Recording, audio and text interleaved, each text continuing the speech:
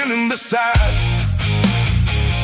Every banner on the wall, every name they recall. Funny how the conversation changes when the giants start to walk. Watch them stare.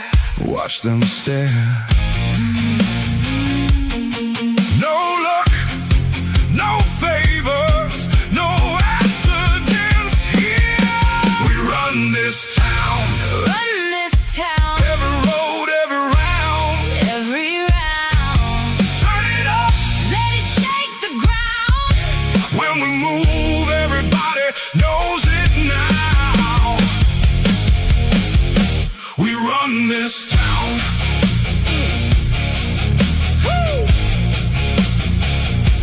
We run this town.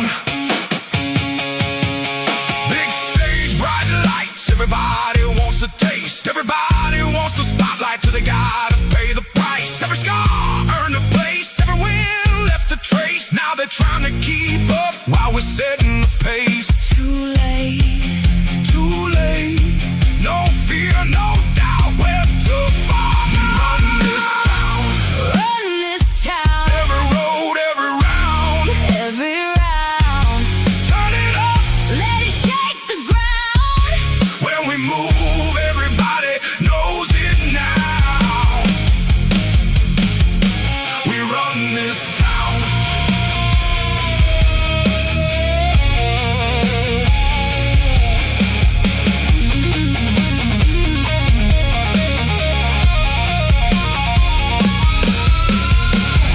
You can take your shot.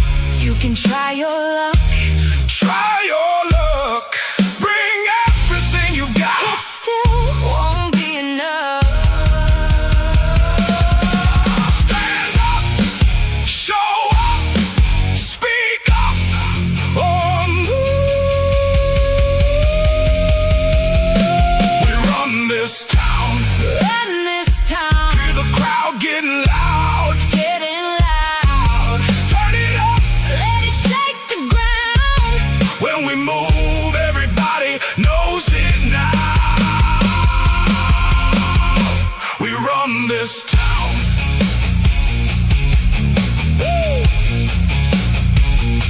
We run this town. You hear that? That's what winning sounds like.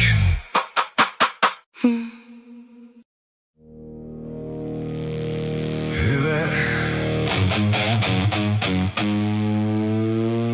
They're coming.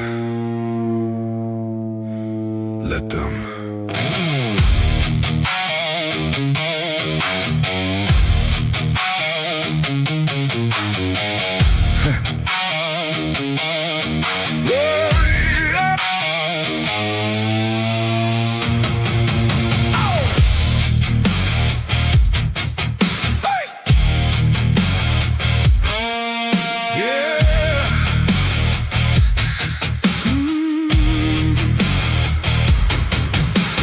Everybody sees the spotlight. Everybody wants a piece. Everybody loves the story till the story asks for blood and sweat. They see the win, they see the stage. They don't see the years it takes. They don't know. They don't know what it takes. Long roads, hard miles. Still standing. Still standing after all this time. They want in, They want in. but they don't know where we've been.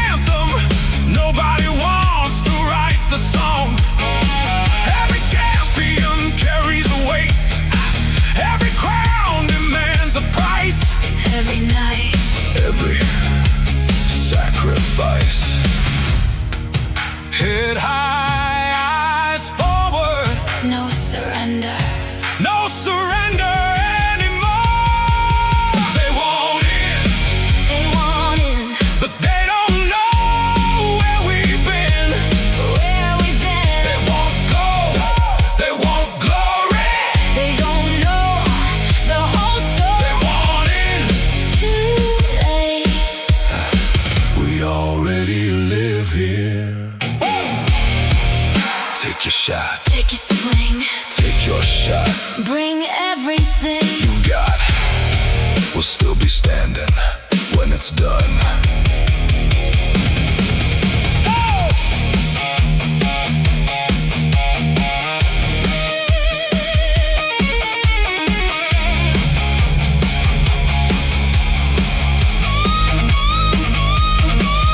No shortcuts.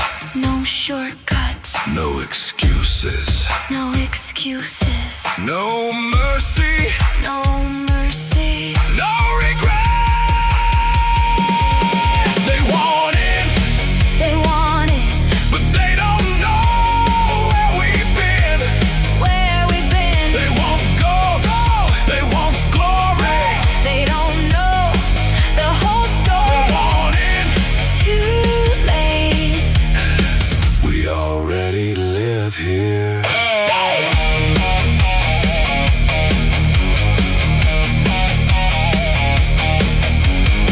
Everybody wants the view. Until they climb the mountain.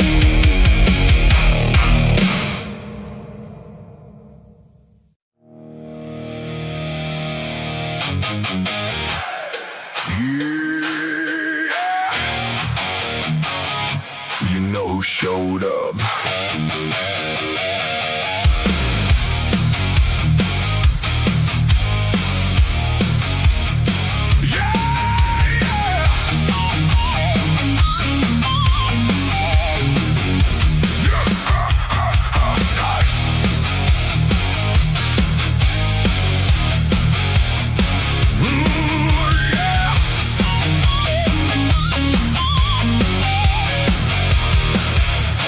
Everybody talks when the lights are low.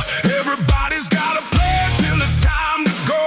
Everybody wants a shot at the headline name till they get too close to the flame.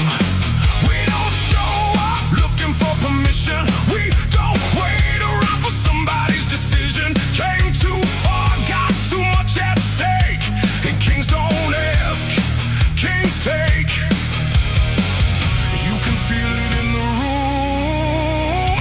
Something's about to break. We're bad for business, bad for the competition. Every time we show up, everybody pays attention. Bad for business, bad for your predictions. You can bet against us, but that's your bad decision. Oh, oh.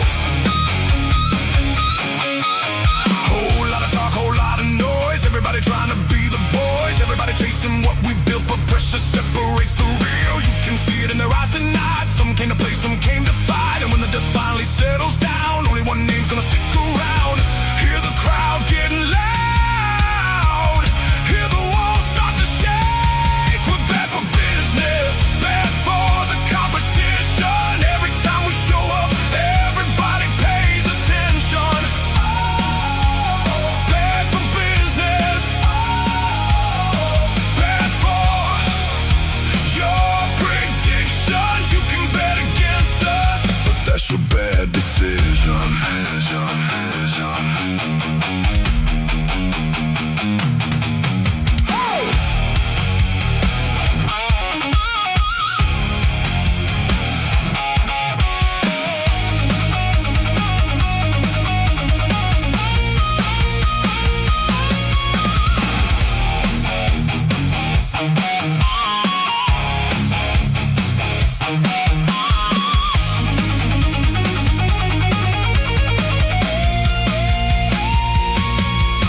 No shortcuts, no luck, no handouts, no love, just work, just scars, just everything that got us this far. We're bad for business, bad for the competition. Every time we show up, everybody pays attention. Bad for business, bad for your predictions. You can bet that's your bad decision.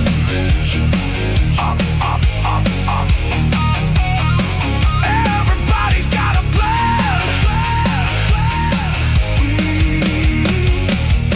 Until we walk in.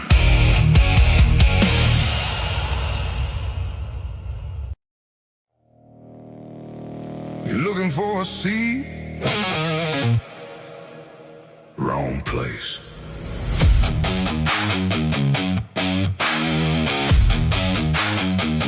Yeah.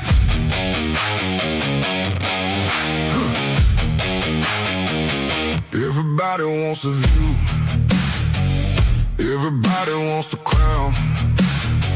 Funny how they show up now when we're the ones holding it down.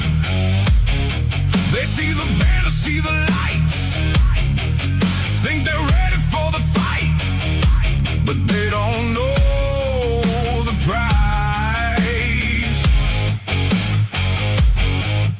Long roads, cold nights, build this one brick at a time. No vacancy, the throne is occupied. No vacancy, you came too late this time. No vacancy, read the warning sign. No vacancy, this kingdom's mine.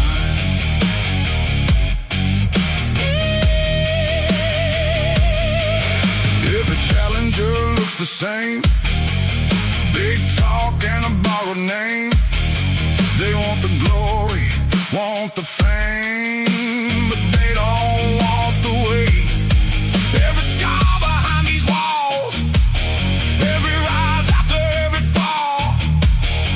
This ain't luck, this is what greatness costs. Stand back, look close, see exactly who runs the show.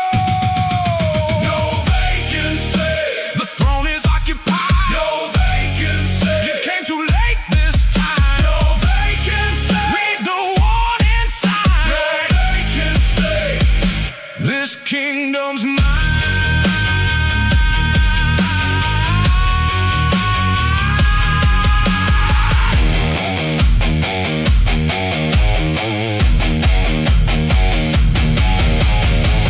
If you want it, take your shot.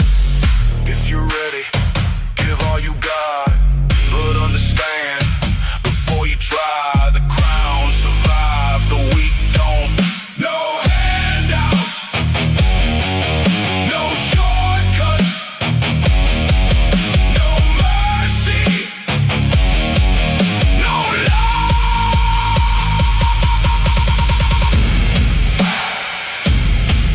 No vacancy, the throne is occupied. No vacancy, hear the crowd tonight. No vacancy, just standing after every fight. No vacancy, we're still alive.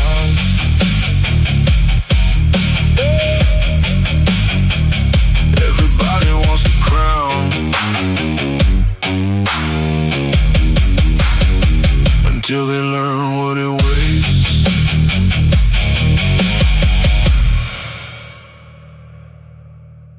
For that tectonic charge, and then as the team comes in, as we do see, the nether realm has been committed from Yin. There's currently Sky or Kagura that has been pulled in. But Kagura just dodging everything that Yin had to commit in that nether realm. And my turn. My turn. Yeah. But it's a double kill My getting turn. picked up by Xavier at this moment, and Hanabi comes in with the rotation, gets the kill onto Minnow, but sidestep the my turn, or the combos coming in from Yin. As we do see, it is currently a tectonic charge that has been landed, but Owlus secures the kill onto Yin.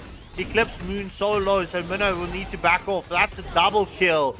Will that be it? Oh, Hanabi steals the kill. Wow. Yeah, the tectonic charge is still available. Yeah. To this with the Dynamite and the Black Dragon has already been committed. Yin going in, he has committed the My Turn. I cannot see what's going on inside there, but it looks like Alice has been taken down by the My Turn, as well as the Minnow Fury being activated onto 4. And the YZ coming in here. Oh, but it looks like everybody will get taken down by Sun and Xavier. Yeah, And that's will a be the match. dogs right now, as we do see Knights of War trying to get the zone out as Export. Oh, his Faraga armor got 2 taps, bro. Heavy spin has been committed by the Kai. Will we see the Clutch Race getting committed as we see the solo Minone Fury and the Minone Fury coming in? However, why says that's Sakir, the first lord of the match. We do see the way the dragon does land onto Valentina, and it's a mega kill as the Kai gets taken down. It's currently a 3. That's like Sophie. Yeah. In a case, we do see the plays into the base of Diamond Dogs. Will they be able to secure a tier 3 turret? As we do see Leslie and Chow trying to get that play on. Lost Insanity has been committed onto the front line. Minnow gets pinned against the wall, but it will be Lucione getting taken down by the Leslie. It's currently a double kill, as we do see YSS is there onto the back line, but Beatrix gets the kill. It's currently a triple kill. That's a maniac for the Leslie, and a savage right at the end. GG's. The lanes will crash in at the same time. Gwen and Freya is trying to get that lane in the bot lane pushed out, as we do see the wall coming in from Grok. We do see the Minone Fury into the base, and that's currently a 3 knockups. As we do see the spatial migration was committed from the Guinevere. However, tectonic charge gets committed, lands on 2-2. Will we see the follow-up Valkyrie's descent is onto the back line? As we do see the Blazing Duet as well. 2U does secure the kill onto Freya. It is currently a 2-for-2 exchange. Who's going to be the third? That's a double kill getting picked up from Mao Sama. Katita falls, and that's a triple kill. Will we see the Maniac? Will Unholy Potato allow the Moskov to get it picked up? What? No! Zen just being too quick and then runs into the tier 3 turret. GG's. What a team fight, man. Keeping that split pushing onto that lane at the right moment. Will she be in time? Because it is a strong minion wave, as we do see Minone Fury onto the back line, currently knocking up to the Violent Requiem has been committed from the Guinevere. Valkyrie's descent is onto the back line as well from the Freya, and it's currently a shutdown kill coming in from Benedetta, but Benedetta gets taken down. It's a double kill for the Kanina, double kill for Suyu, and that is a 3-for-3. There the final Holy Shield gets popped in the mid lane. Silent Tsunami Slam is on to Birdie. Kalia does escape, but the Mystic Gush coming in from Gord does force the flicker. Tsunami Slam just off the mark, and oh my word, will CC get caught out? No sir, but Glue is trying to get that grab onto someone right now. Will Spectre be able to do so? Carrie was taken down. Claude is looking to get onto the backline. Blazing Duet gets committed, but oh my word, Claude nearly getting caught out himself. Valentina got taken down. Is this the moment for Bangang to get the opening? As we do see the Phantom Steed has been committed. Spectre has been taken down by the Khalid. It's a shutdown kill getting picked up. Make that a double kill for the Suyu. And that is a 4-for-1. Make that a full team wipe going in favor of Bang Gang. Number the Their timers do matter a lot. They can just mouth the sword and push the end. Yeah, well, they do straight through the Lord. Tsunami Slam is on to Leomord. Mystic Gush has been committed. Phantom Steed has been placed as well. Blazing Duet onto the front line of Celestial Odyssey. However, it's a shutdown kill getting picked up by Valentina. It is currently a 1-for-1 exchange. Both marksmen. Well, our Sandstorm onto the back line. Will we see the play? Tsunami Slam. Immortality does proc from Birdie, and oh my word, Carrie gets the kill onto Kalia, and oh, this is hard contested. Glue gets taken down, and it's so low. So many members for Celestial Odyssey, so low at this moment, as Suyu gets the kill onto Leomord. Mystic Gush as well, and that's a shutdown, and that's a double kill coming in for the Suyu. Make that a triple kill. That's a 4-for-2 exchange. Bang Gang. Leave one member to match pronunciation. In any case, look, Immortal Order will definitely be happy with their places. We do see the spatial migration has been committed. Mystic Gush into the play. Sandstorm does line onto Gord. Will we see the torn apart memories? And yes, Paquito gets taken down as the Super Ramachay does get the kill onto Khalid, but the chase is on as Guinevere gets taken down. That's a 4-for-1 exchange. This match has pretty much been very balanced. The question is, who's going to win the team fights and get that advantage? Mystic Gush coming in. Avatar of Guardian landing onto the front line. It is currently only Brody getting taken down. Tier 3 turret. No minions. But the Lord does secure the Tier 3 turret. And that's Renajitsu onto the inhibitor for Immortal Order. As we do see the violent spatial migration was committed onto Moskov. Valkyrie's descent slightly off the mark, but not Shroomsy securing the kill. And what a play. Outplay from Schwab. That was insane. Oh, any case. Ooh, what a play coming. As we do see the Phantom Steed. Oh, it's the stolen Phantom Steed coming in from Valentina. Well, as we do see the King's Calling has been committed. AOG will land as Harley does secure the kill onto Moskov. Who is it? The extra, the nameless extra gets taken down. However, Claude with the black going through, but AOG onto the back line combined with the Throne of Ruin. As we do see Stormbreaker is low. The Brilliance form has been committed. The Deadly Magic is onto the play onto Moskov, and that should be Moskov down. Harley secures that kill.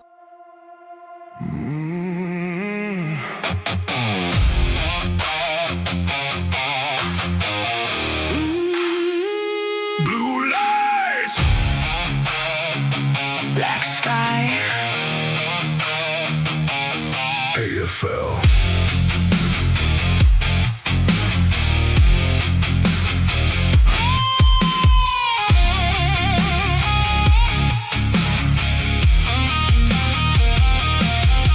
Feel the city hold its breath.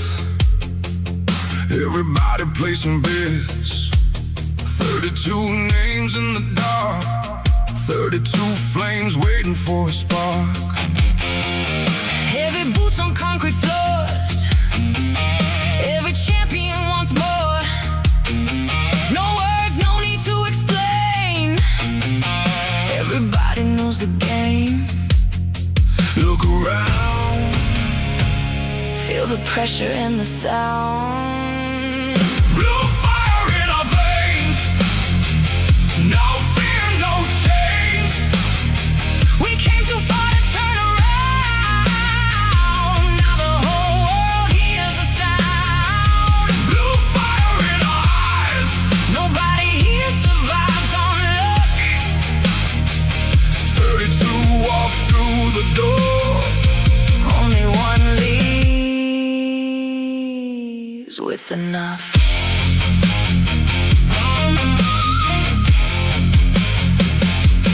Late nights built this legacy.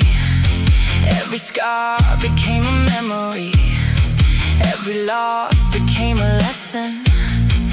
Every win became a weapon. See the banners in the blue. Every dream coming into view. One more step, one more climb. Everybody wants this night. In time, Watch the legends come alive. blue fire in our veins. No fear, no chains. We came too far to turn around. Now the whole world hears the sound. Blue fire in our eyes. Nobody here survives on luck. 32 walk through the door. Only one leaves with enough.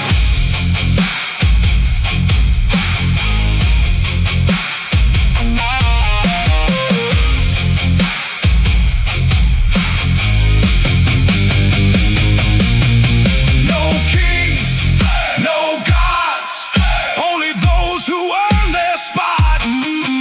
No fate, no chance. Only those who take a stand. Blue fire in our veins. Feel the thunder, feel the rain.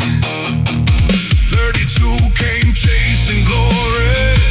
One will write the final story. Blue fire in our eyes. Watch the darkness come alive. Tonight we rise. Blue lights, black sky.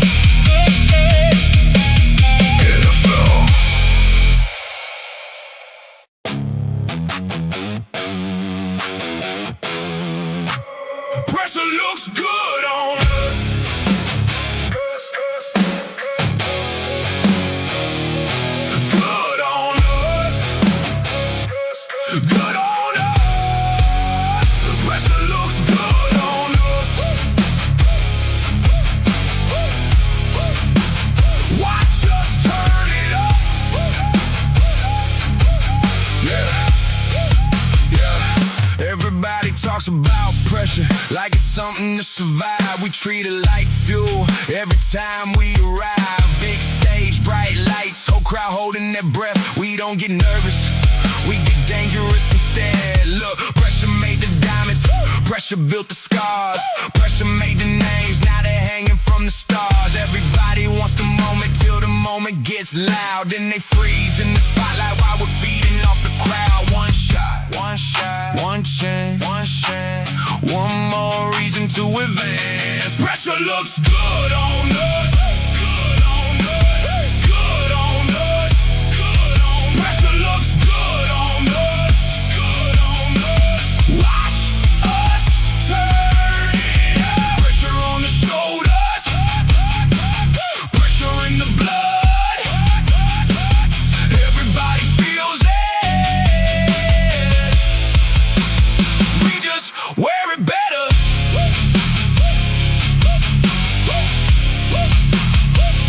Yeah, heavy expectations, heavy weight to carry. Funny how the strongest ones never look worried. Every round gets tighter, every match gets rough. Everybody says they're ready till ready ain't enough. Whole bracket under tension, whole room on alert. One mistake changes everything, one mistake can hurt. But we've been here before, that's the difference in the end. Some teams meet pressure, we introduce it to our friends. No panic, no panic, no fear, no fear. This is why we're here. Pressure looks good on us. Good on us. Good on us. Good on us. Pressure looks good on us. Good on us. Watch us turn it up. Pressure on the shoulders. Pressure in the blood. Everybody feels it. We just wear it better.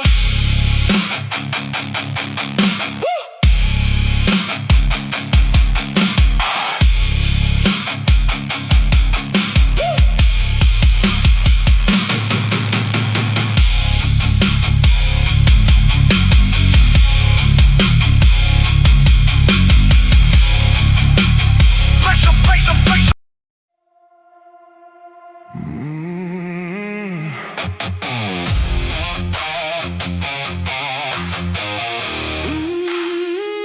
Blue lights. Black sky. AFL.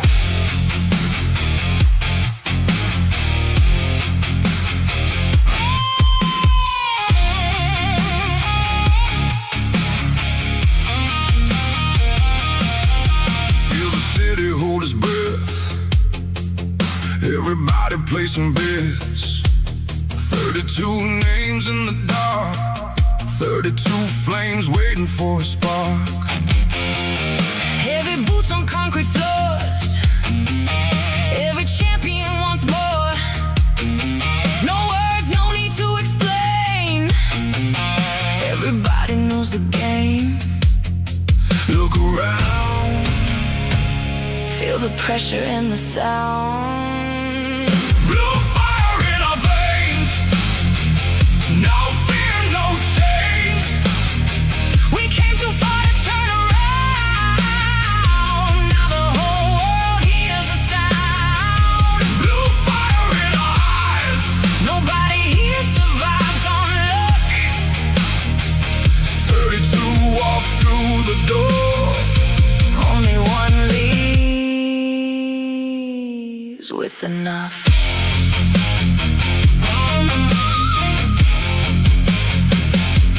Late nights built this legacy. Every scar became a memory. Every loss became a lesson.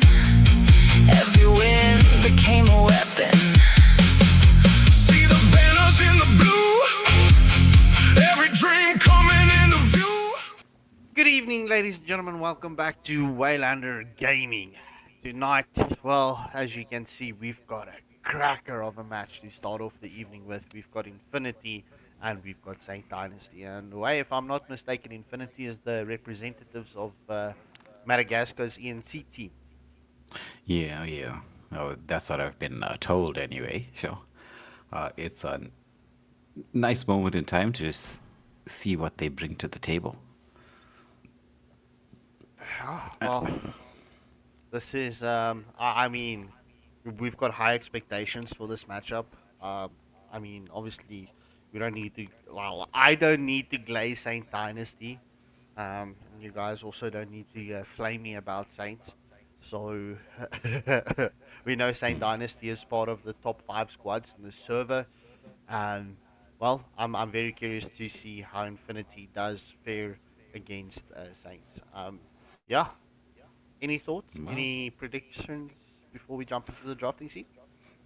so this is the new and improved Saint Dynasty. They've worked with one of the coaches that's you can contact him, or rather get in contact with us, and we'll connect you to through to Filipino coaches. And I must say, I've seen the improvements from Saints. It's been interesting to see what they bring to the table. It's going to be a very disciplined matchup between these two teams. They're both very, very good players and squads. And these are two teams who, you potentially expect to see in like the top four of any tournament. And so they're getting to face off against one another in the group stages. And as we all expect and as we all know, it's going to be the initial drafting phase where the chess match and the mind games begin. Indeed. So, obviously, Infinity has the first pick in this first round. So very curious to see how it plays out. And way before you get confused, right? Pressure is Con, and from Cure is Cura Darina. Yeah, I kind of figured. Yeah, so you'll see name changes. I mean, players, they like to change their names, though that is acceptable in the current structure that we have. Sadly, once you end up in the pro scene, yeah, you can't be doing that. So, my suggestion to all of you is decide on the name, your name. That's probably going to be for good when you get to the pro scene. It's not like the easiest thing in the world. Well, technically it is. I mean, I've stick to the Scorp Skinkle name for years now, and I'm sure you did the same with Waylander. So, I mean, it is pretty easy. It's not like we're changing our underwear on a daily basis, you know. Yeah, but you know what dumb never changes? The Paquito and Marcel bands. Your team is banning. It always stays the same. I mean, it should stay the same. These heroes are kind of busted right now. Very, very, very difficult to deal with. Interesting God ban coming through. I mean, God is ban worthy, but it sort of gives a clue as to what you're thinking about in the draft. So you're potentially looking at Hilda, Fred coming through in the draft for Infinity. If you're going to be banning out a god this early, we might see a carry ban follow up. And I mean, it's making me think more along the Fred line since the Guinevere has been banned out by Saints. Well, we have seen Con starting to play with the tanky junglers. I mean, he had a beautiful game with Kai the other evening. So, I mean, yeah. Well, let's see what Con has in store for us.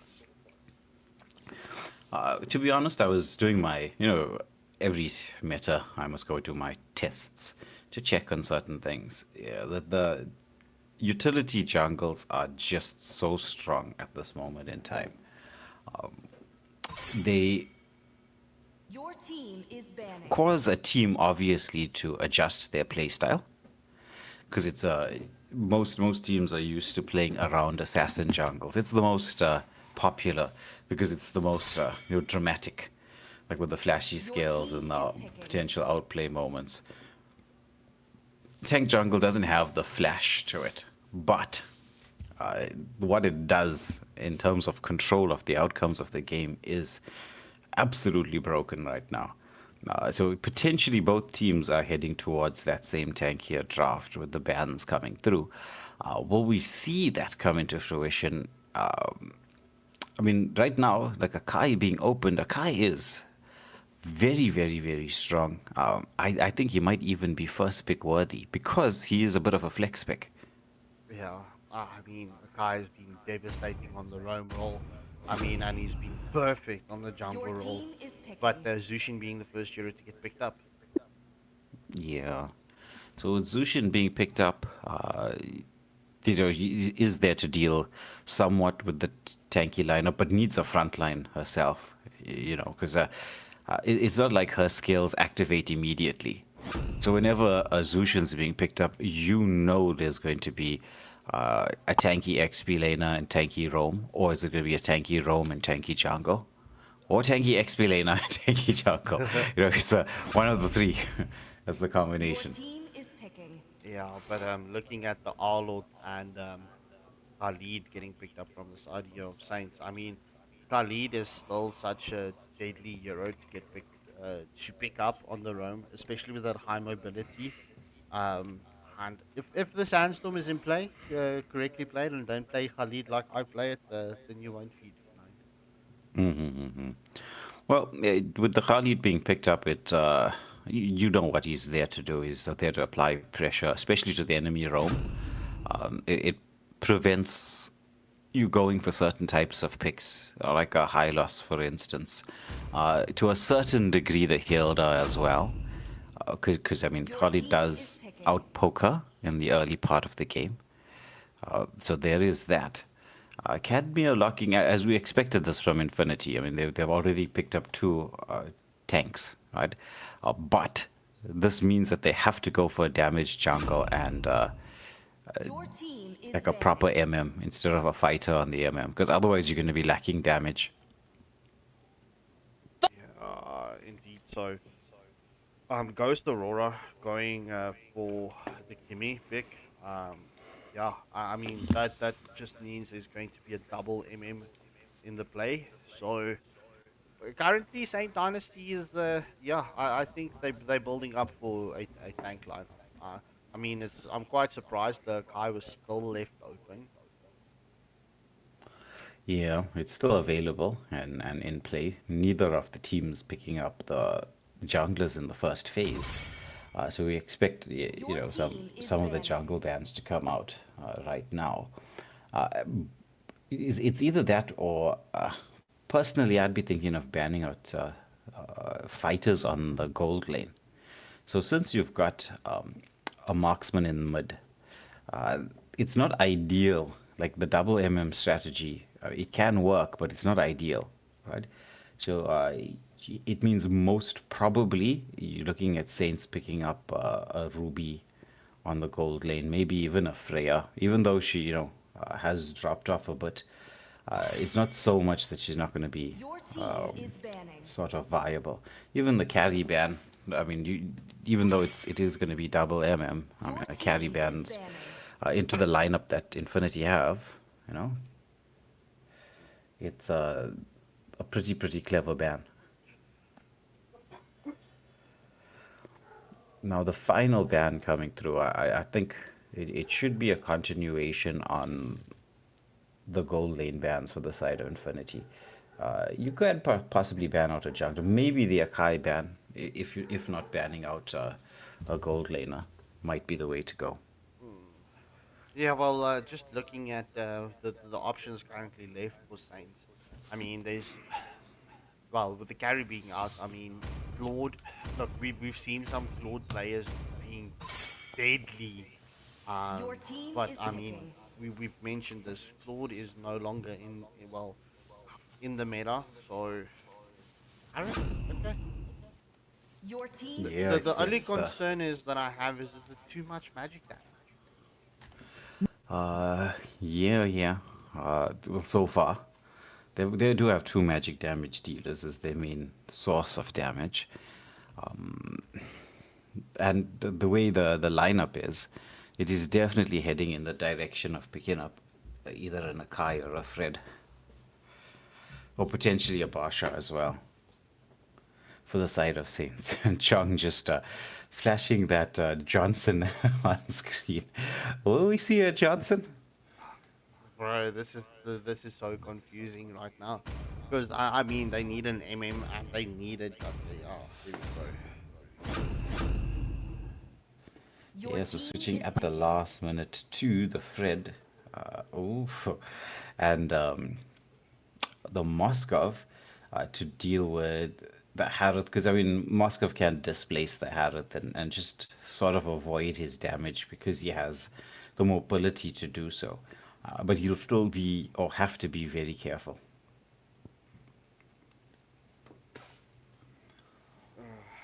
I'm trying to think. Oh, oh, oh. Okay. Roger, very interesting. Very, very interesting. Okay, Roger, his jungle clear speed is not what it used to be. It's decent, right? But he scales so very well into the late game, and he can deal with the tanky lineup that's here quite nicely.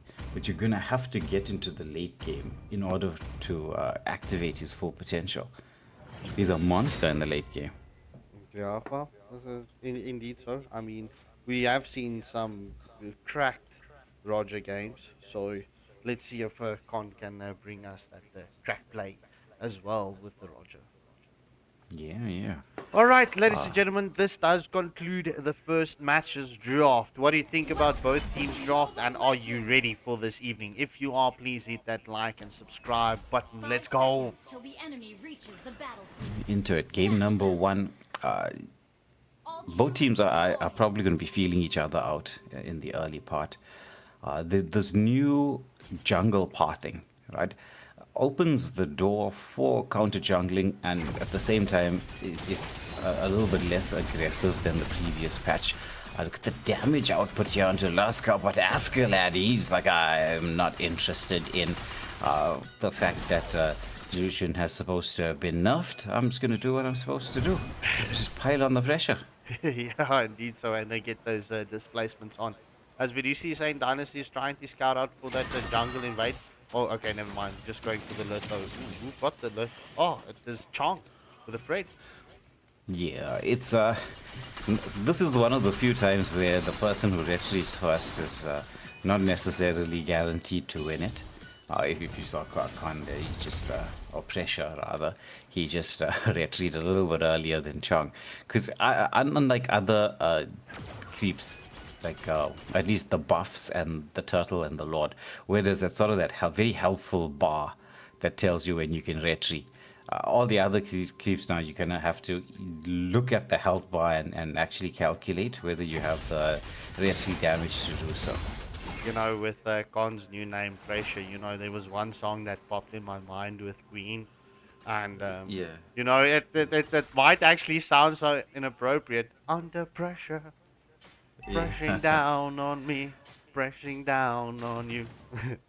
Yeah, speaking of which, Ghost Aurora, I would definitely under pressure there from Askeladd, who went in with the flicker play, and First Blood, the way of infinity. So they've managed to get themselves a bit of an advantage heading into this first turtle. Cadmia already in position, using the dangerous grasp, but he's going to get scouted out from Kura in the back line, goes in with a final slash, and now the advantage has swung once more, this time round in favor of Saint Dynasty. Lovely, lovely play from the XP laner there. Yeah, as we do see the taunt comes in from the Fredrin onto the lead, but Pressure secures the first turtle of the match, and it's currently at the 2.5 minute mark. It's 1 kill apiece, and the gold is even Stevens. Yeah, well, Quantum plays, I'd actually agree with you that Roger might need Sky Piercer in this game just to get that extra bit of extra burst, but the invade is on for the final slash coming in, making a finality to Askeladd, and once more the pressure being applied, Appraiser's Wrath coming through, but Pressure, he's chasing Chong. Decides against going for it. He's now goes in for the tower dive. Was waiting for certain skills to be committed. Does he have the like advance? But Hilda with the turnaround and setup. But Kora in the bigs just to cover up for his captain there, and secures a kill in response. It's 4-2 in favor of Saint Dynasty. We've picked up a 1K gold lead overall, so I'd still say the game is in the balance still. Yeah, 100%. I mean, look, Saints have always loved the Arlord pick, especially when Mimic was still playing the Arlord. But I mean, from Hero, right? Also bringing out beautiful plays with this Arlord. You know, having a top tier XP laner.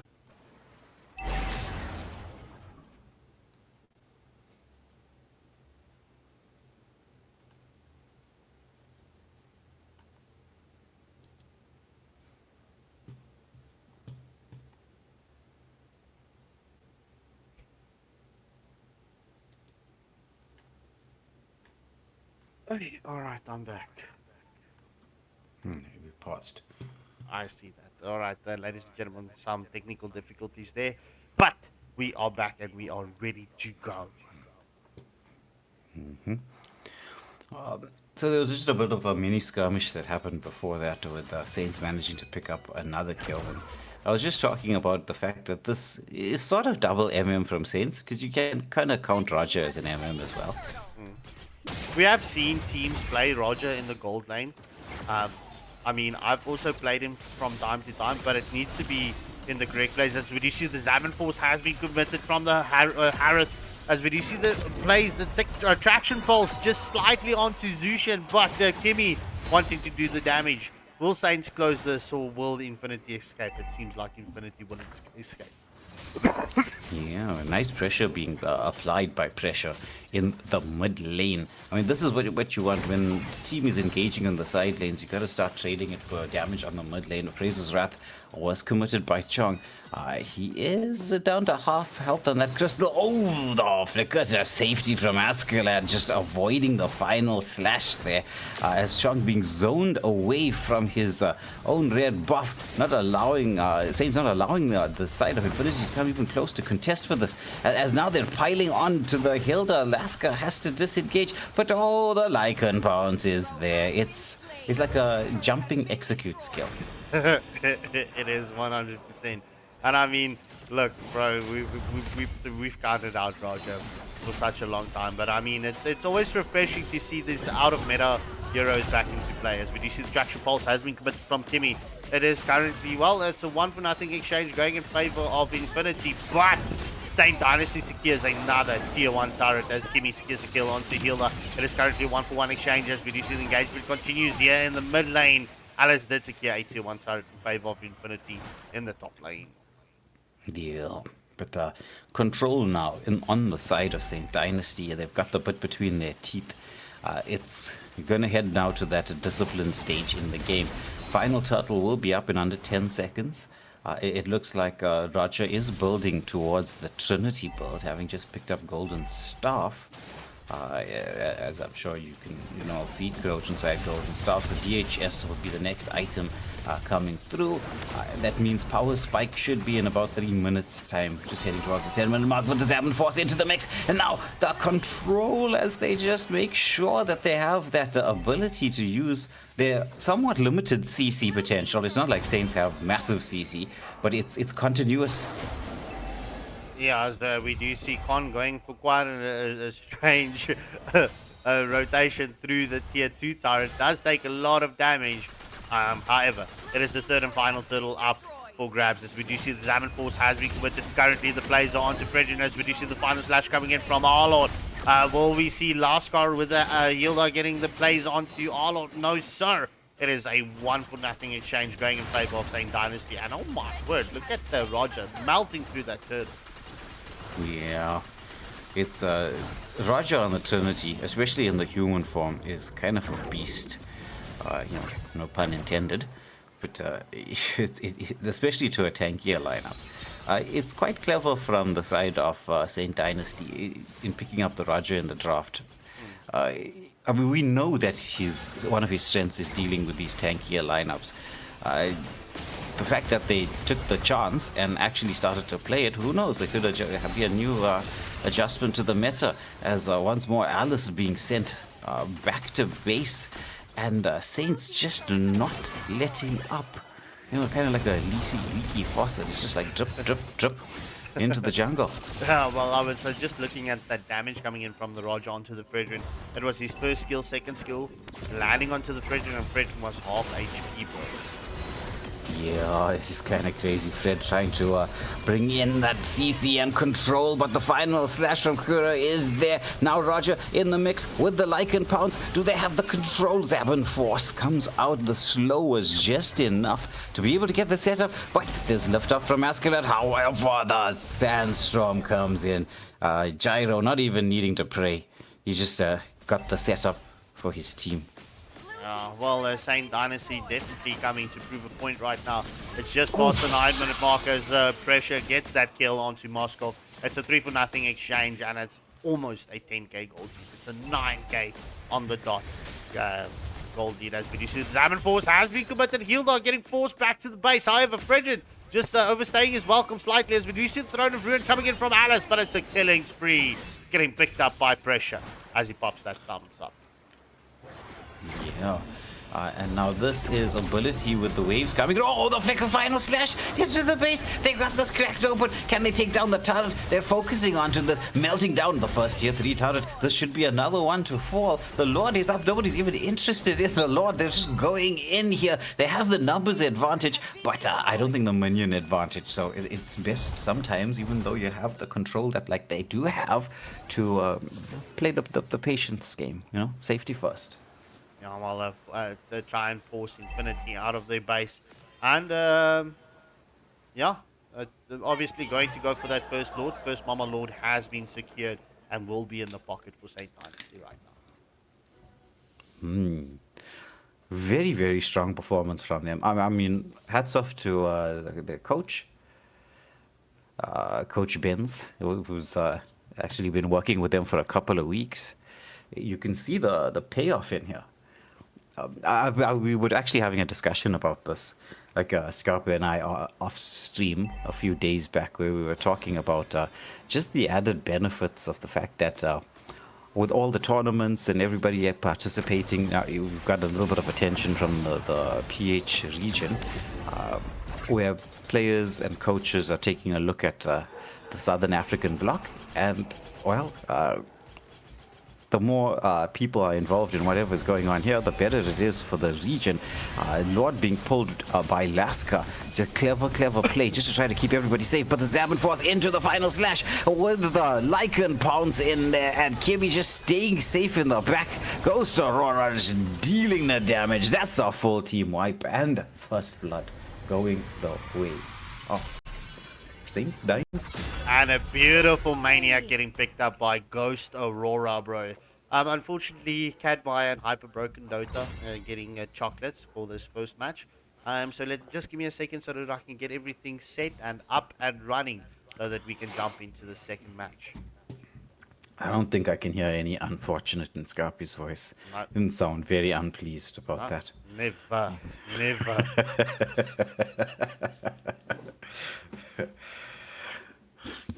All right, so Infinity now, they need to go back to the drawing board in this very short space of time that they have. It's going to come down to the draft. We know that they have really good players, like they have technically gifted players.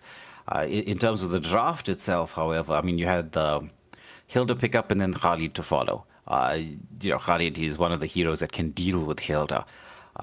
That the pocket pick of the Roger coming through, absolutely classic. But I think they gave away a little bit too much. Like they revealed the cards in their hands slightly too early when they banned out, like the God, for example. I mean, I'm not saying that you shouldn't ban out a God, but when you go that early, you kind of just reveal that this is the composition you're going for. I mean, we were calling Fred out like from the moment God was banned. Fred got picked up. Then there was Alice and a Hilda. Yeah, that is so true, bro. That is so true. But I see, like, I suppose there, right? It even though Fred was not a bad pick, having a damage jungler might have been better. Because you had Zushin as well as your mage. When the jungle invades were happening from the side of St. Dynasty, who was your damage source of damage there? I don't know, bro. I mean, granted, you can sustain through the crowd control and the initiation from the R lot and the Kha lead, right? But you got to get somebody who can get into the back line there to deal with the damage dealers. Because Kimmy, as we saw, when she picked up that maniac right at the end, was just sitting there in the back line, just hammering onto everybody, and there was just absolutely no way to get to her. She must have been having the time of her life. Your team I mean, Scarpy, I know you used to play quite a bit in the past. Imagine having a front line like that, as a Bro. marksman. Bro, that's happy days. That's 100% happy days, and I've gone back to my roots, bro. I'm currently, Saints have giving me training on the roam role, so I've been transitioning between roam and gold lane. So yeah, I'm back to my roots, bro. Now, the Guinevere ban coming out immediately from Saints. So this means, once again, with Gwyn being banned out, uh, it means that you're going to have some of the utility picks being available. I mean, that's what she's there to do. She's so great at doing that. She is in the top 5 jungle picks at this moment in time.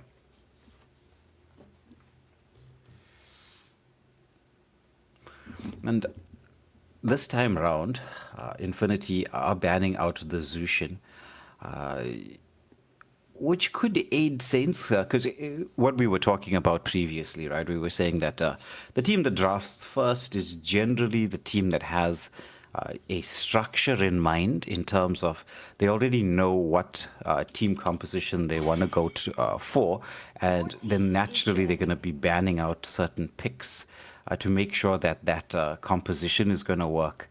Whereas the team picking second is going to go a little bit more towards the counter draft style of play. As we saw, Saints used to very great effect in the second match. So then the question then becomes, right, okay, granted this is a best of 2, so naturally you're going to always have, one of the picks at either given moment in time. But then the question really becomes, do you prefer to go to pick second then? Like, because we're going to be heading into the best of 3s after all the rounds are done. So that's going to be very shortly, because it's maybe about another 2 weeks or so, and then we're going to be heading into the round of 16. Or less than that time, in fact. But in the round of 16, it's a best of 3. So if you win the coin toss, the question then becomes, Scarpy, do you actually go for first pick or second pick? Bro, Would you prefer I having like a set composition or like countering? my always go to is a second pick, bro. I always prefer second pick. Yeah, okay. I suppose second pick is, I wouldn't say easier, right?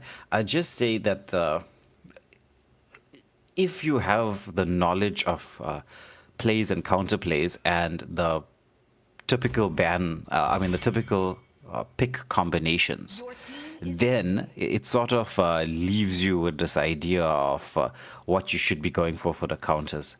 Because for every hero, no matter how busted a hero happens to be, there is a counter. Yes, there's always a counter, bro. And that's one of the beauties of the game. Like, for instance, Paquito is such a monster right now, but there is counters to Paquito. If you're looking at the pro scene, the moment you pick up the Pac-Man, Esme is coming out. It's just they go hand in hand. Yeah. It's like Sora and Valentina. Obviously, Saints just currently trolling us with what they want to pick. Ikura just flashing all the skins on all the different heroes. Yusong as a first pick. Look, I was having this discussion with Virus last night. It was just a discussion about ultimates. Ultimates that help around neutral objectives like turtles and lords, etc. How do you stop the Black Dragon? What can you actually do? Is it potentially the best skill around neutral objectives? Is there anything better? Well, I mean, look, the only there's no really a way to counter it as per se. I mean, the grab gets thrown off, etc. But the style that's been continuously used against the Yuzong is obviously high damage dealers like Your CC team or is picking. carry, you know, those type of vibes. Ooh, Strong picking up Red first pick. Yeah. They don't seem to be too scared of the Roger play. Maybe they're gonna have to itemize for it, because the way you're gonna have to itemize against the Roger is you're gonna have to go for like the build that you generally would use if you're up against a carry or like a high attack speed MM. Oh, bro, I never thought I would see Saints with this, but there's Angela for Saint Dynasty. Now the question here is, Scarpy, is this Angela mid or is this Angela Rome? I No, suspect mid. yeah, I would suspect him as well, bro. Because picking up a support roam, even though the supports did get a little bit of a buff, it's not enough for it to be viable. I know, I mean, like, part of what I was doing when I was testing certain things out is just like to see the viability of some of the options that's there. And, you know, so support, it's just, if somebody picks up a support on Rome early on, you guaranteed to go for a pick like sort of what Laska went for here. Khalid Hilda, Hylos. They're the in-your-face kind of roamers. There are other options as well, but you know, if it's going to be one of those roamers that's consistently going to be in your face, it'll make life very, very difficult for a support. You won't be able to support because you're forever being poked down and having to recall. Both teams picking up their jungles, and so we're going to head into most probably what should be banning the MM phase. But if you decide of Infinity, would you possibly be thinking of banning out potential XP laners? Because oh no, okay, no, they already picked up the XP laner. Yeah, then it definitely has to be the gold lane bans. I forgot Yuzong was the first pick. See how old I'm getting here, Scarpy. Oh, I can't even remember what was first pick. I was just leaving you, bro. I was just leaving you. No, that's what real friends do, bro. Yeah, they let they watch you as you fall into the pit and smile from the top. Well, at least I won't jump in the pit. Yeah, it's strange that we are having this discussion. I actually had this talk with one of my female friends not too long ago, and I told her that's one of the things that I noticed that a lot of women get confused with is how mean guys can be to one another, and when you're friends especially. Because like even if you take last night for instance, we all kind of just trolled one another on stream.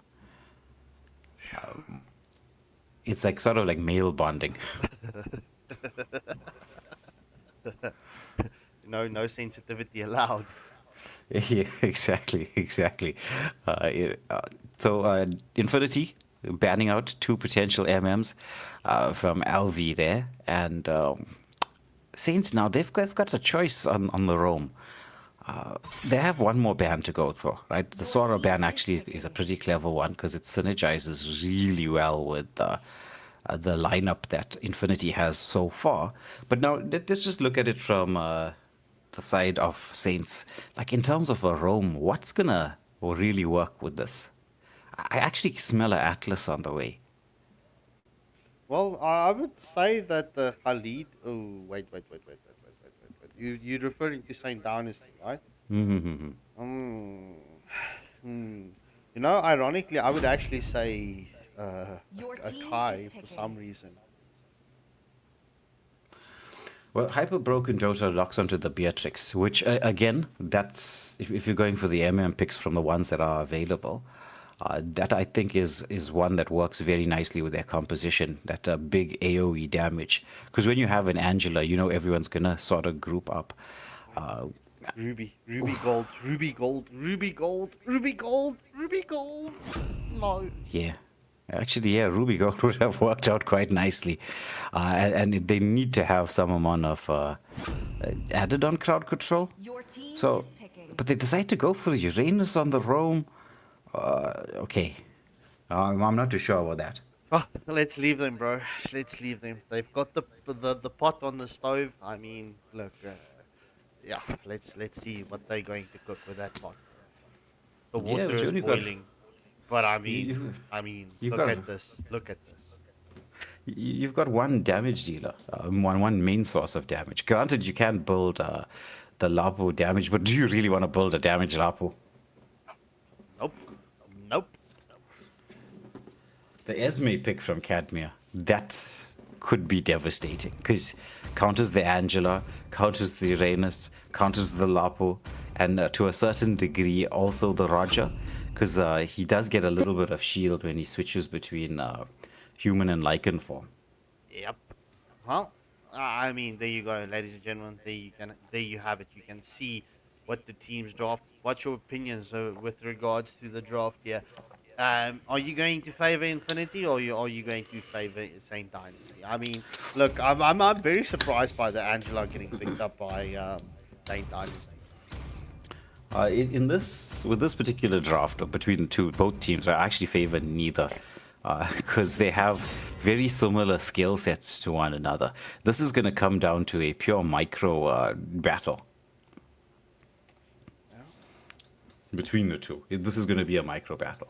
Because if you're looking at both sides, the damage from the side of the real damage output for the side of Infinity comes from the Beatrix, right? The damage output from the side of Saints is on the Roger. The question is now, who between those two is going to come online first? Yeah, well, yeah, it's look, Uranus will be able to be a lot in Infinity's face, but I'm not a fan of Uranus on Rome. I'm not. Yeah, he needs levels. That's the thing. And when you're on Rome, that's what one of the things that you are going to be denied is levels. You can see he's going in there, and already the poke damage forcing him back. Granted, he does have Angela to try to help him sustain through what is going to be intense poke, basically like being caught in a storm, because that's what Zetchin does. She storms on you. Well, bro, let me say this, right? I trust my captain. He's got an idea. Let him cook. Khalid, nice bit of damage in here. Has to pray back to help Alaska, but the mobility is in there to get out. Both jungles this time around, you can see Saints, they realize that they're not going to have that mid lane control, so playing a little bit more passively in terms of their jungle rotation. With the pressure heading off towards the gold lane, but there's no real farm available other than what he normally has. Yeah, well, Roger going for the old rotation style. As you can see, Infinity didn't go for the invade. Oh, but last guard so low, he does pop the flicker as he does use the sand prayer. Oh, he nearly got caught out. Yeah, nice bit of poke damage, forcing the Khalid back. And with this now, it does give the side of Saints to get into like sort of a positional advantage around this first objective. Daska now being scouted out, but has to be aware of the damage output coming through from pressure. With Fred making the rotation around here, they want to try and force this Chung back. Uranus zoning as best he can. Both XP laners forcing for that level 4. As look at this play coming through from Laska. He does get the engage, but he's going to get caught out. He's trying to pray and escape from this. But the revitalize coming through as the heart guard being committed from the Angela as they're just blowing everybody up from Infinity in the jungle. The Roger pick is working wonders here for the side of Saints. Yeah, 4 for nothing exchange going in favor of Saint Dynasty's hands. I mean, just before the 3-minute mark, it's 4-0, and well, it's a 1.4k, but make that a 1.3k goal favor Saints as well. Yeah, this was like a bit in terms of execution. The Fury of the Phoenix is still being held here by Askalat. I think the timing of it, it should have been when Khalid went in with that poke damage onto the Roger. If the Fury of the Phoenix landed as he was going through the third phase in there, it would have given him the opportunity to escape, and at the same time locked that Roger in. And even with the Angela Heart Guard, he would not have been able to deal the damage that he can do. But now the engagement into the background appraises. Wrath comes out as they take out Gyro Sandstorm from Laska, trying to engage into Ghost Aurora, who has that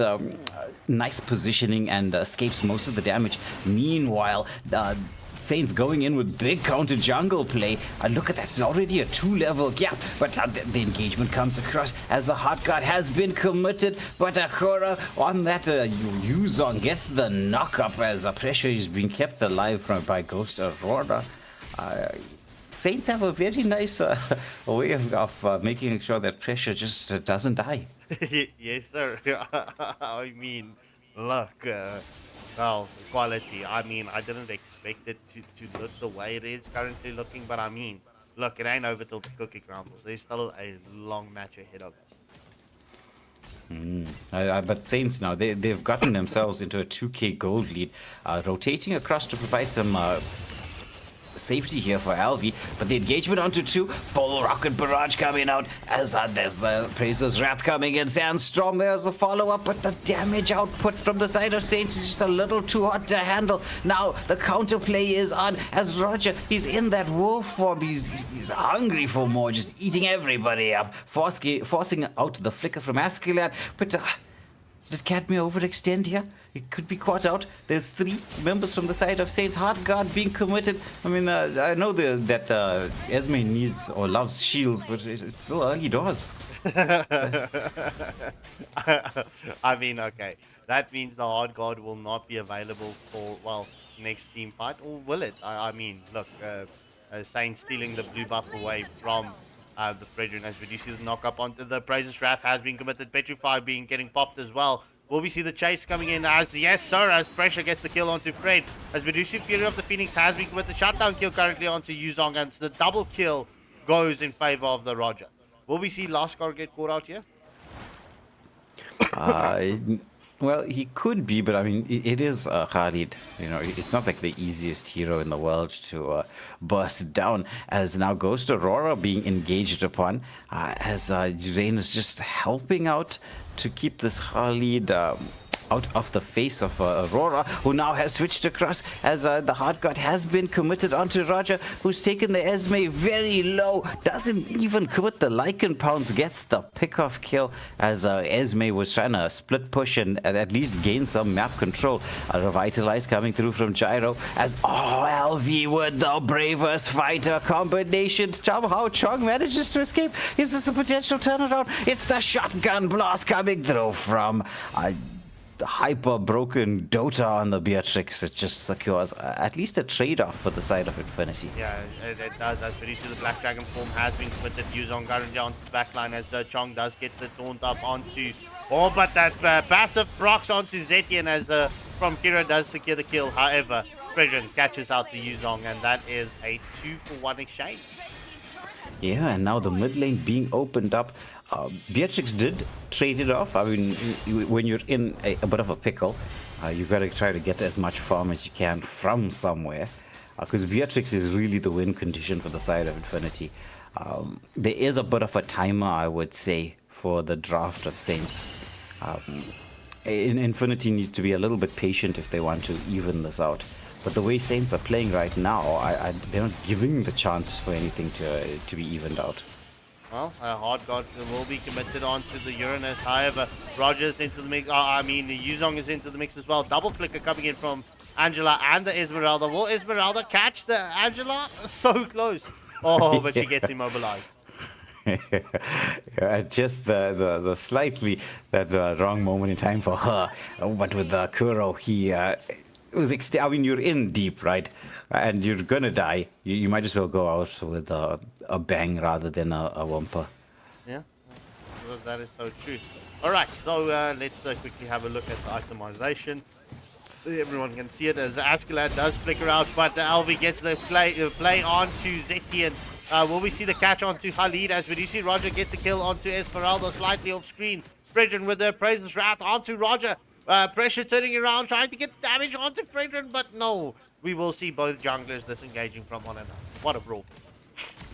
Yes, this actually is a brawl fest. It's everywhere on the map. While that was going on, the mid lane had its own bits of drama. And this is still a minute to go for the first Lord of the match.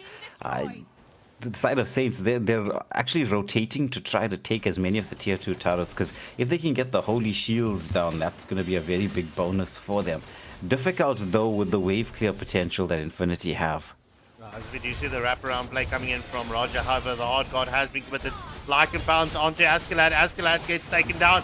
Oh, we do see the Sandstorm does land onto Roger, but it's currently a double kill. Oh, but look at that positioning. That's a triple kill. Will we see a Maniac coming in? Oh, Angela does what Angela is expected to do, and that is to kill steal. Damn.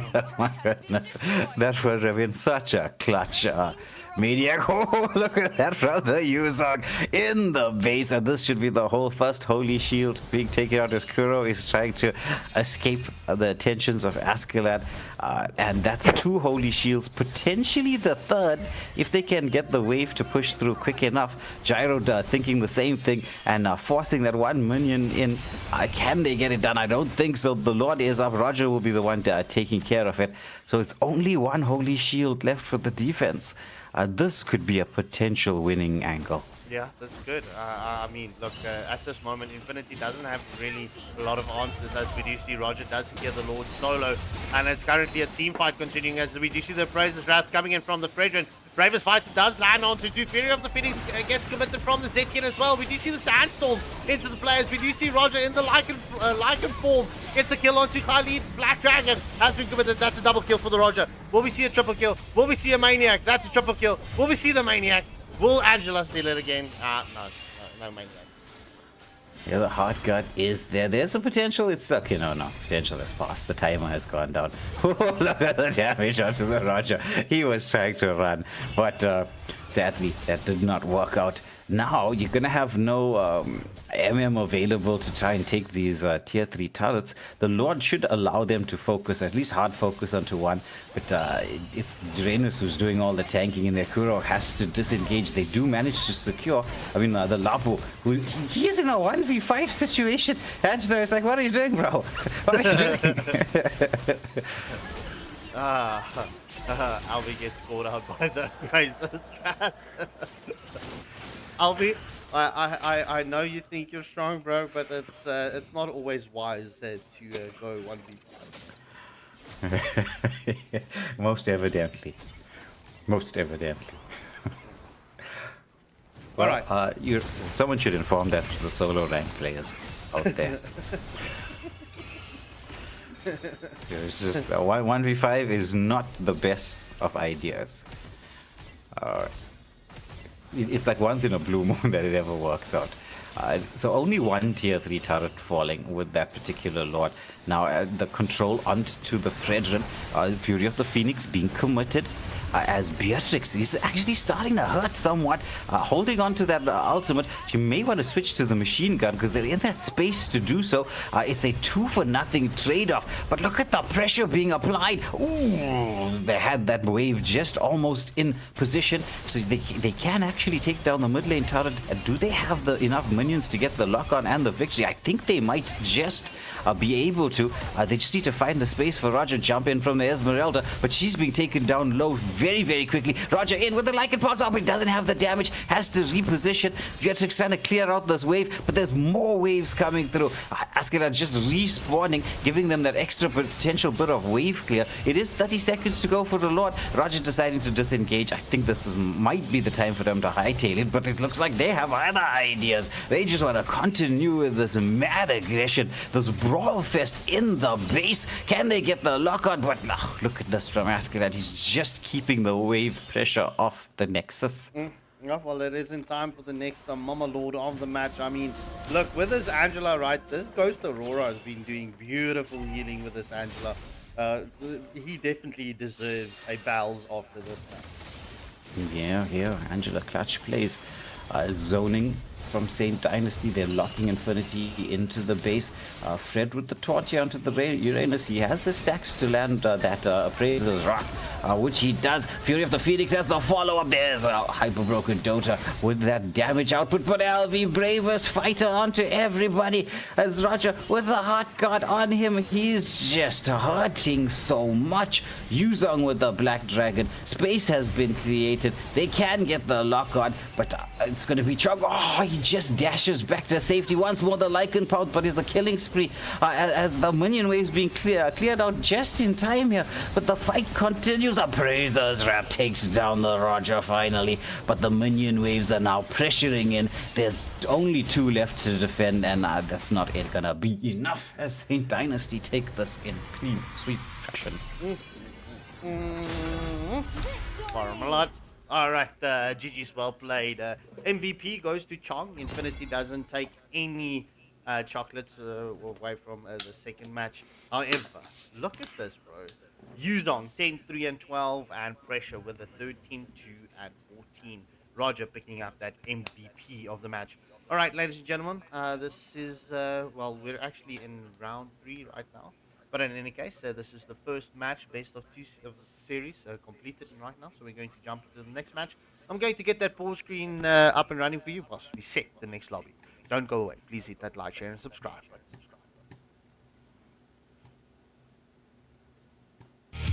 One more step, one more climb.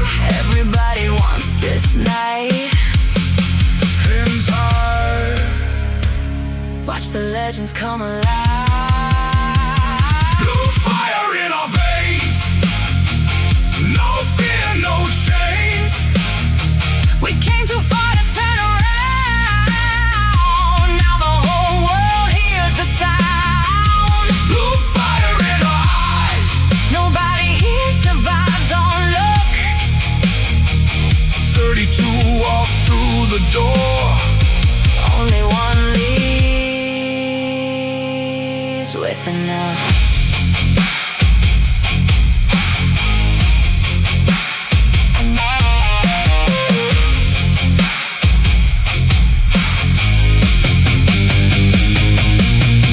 No kings, no gods. Only those who earn their spot. No faith, no chance. Only those who take a stand. Blue fire in our veins. Feel the thunder, feel the rain. 32 came chasing glory. One will write the final story. Blue fire in our eyes. Watch the darkness come alive.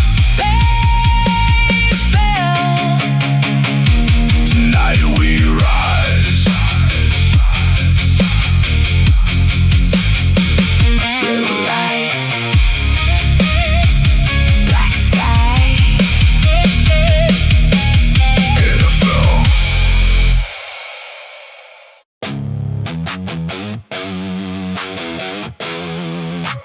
Pressure looks good on us.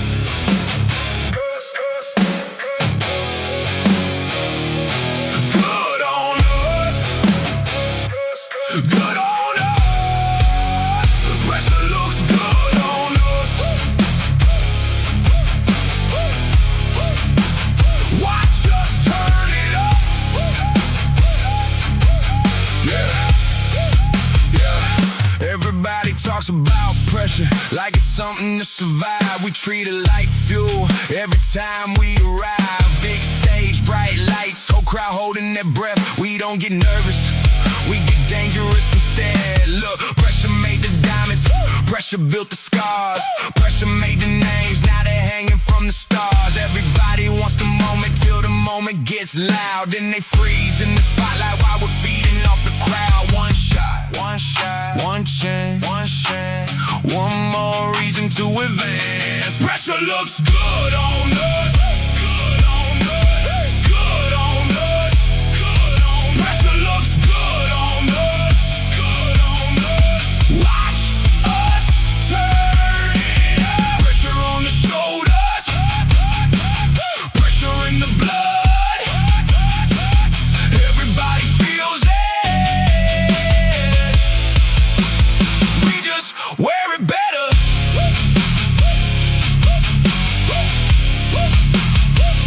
Yeah, heavy expectations, heavy weight to carry.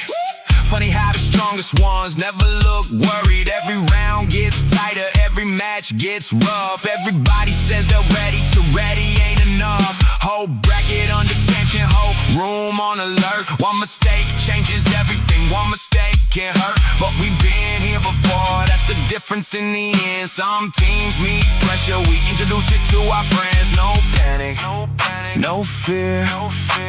This is why we're here. Pressure looks good on us. Good on us. Good on us. Good on us. Pressure looks good on us. Good on us. Watch us turn it up. Pressure on the shoulders. Pressure in the blood. Everybody feels it. We just wear it better. Woo!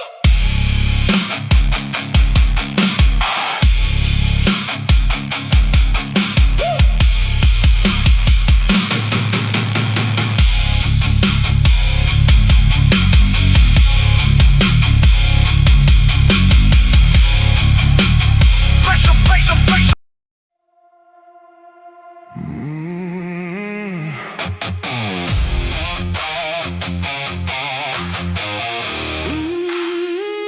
Blue lights. Black sky. AFL.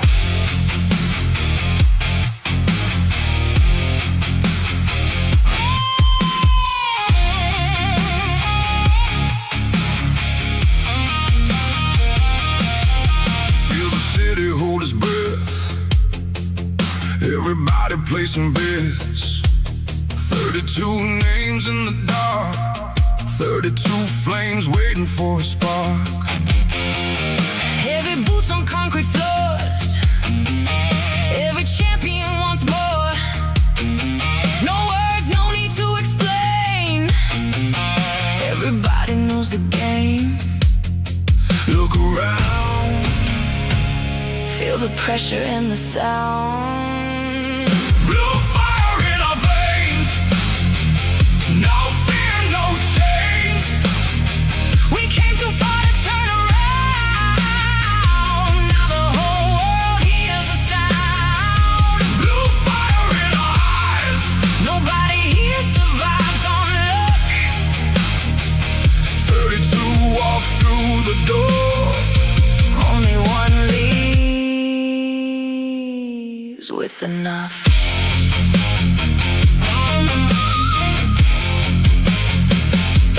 Late nights built this legacy.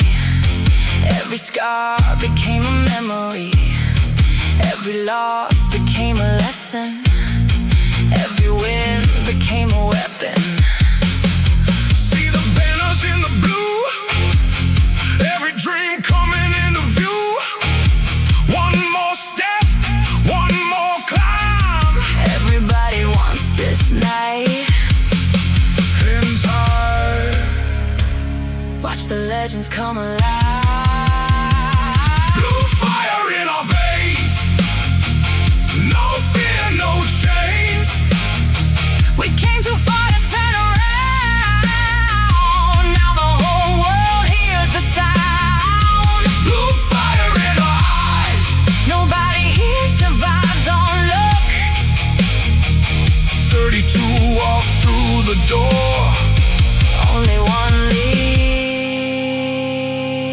with enough.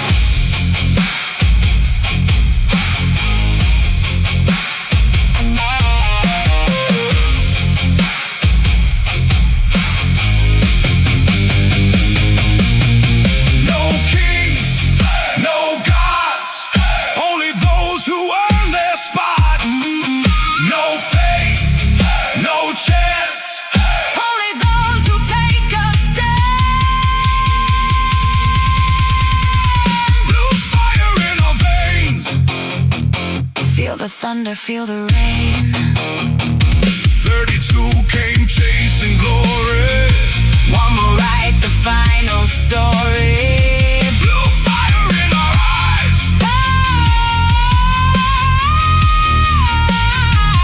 Watch the darkness come alive.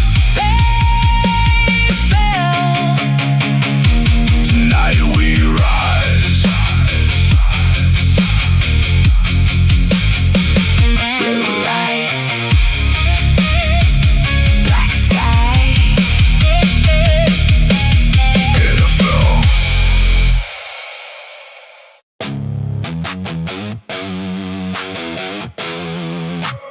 Pressure looks good on us.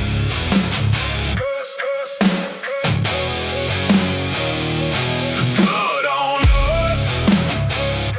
Good on us. Pressure looks good on us. Watch us turn it up. Yeah. Everybody talks about pressure like it's something to survive. We treat it like fuel every time we arrive. Big stage, bright lights, whole crowd holding their breath. We don't get nervous, we get dangerous instead. Look, pressure made the diamonds, pressure built the scars. Pressure made the names, now they're hanging from the stars. Everybody wants the moment till the moment gets loud. Then they freeze in the spotlight while we're feeding off the crowd. One shot, one shot, one chance, one chance. One more reason to advance. Pressure looks good on us. Good on us. Good on us. Good on us. Pressure looks good on us. Good on us. Watch us turn it up. Pressure on the shoulders. Pressure in the blood. Everybody feels it. We just wear it better.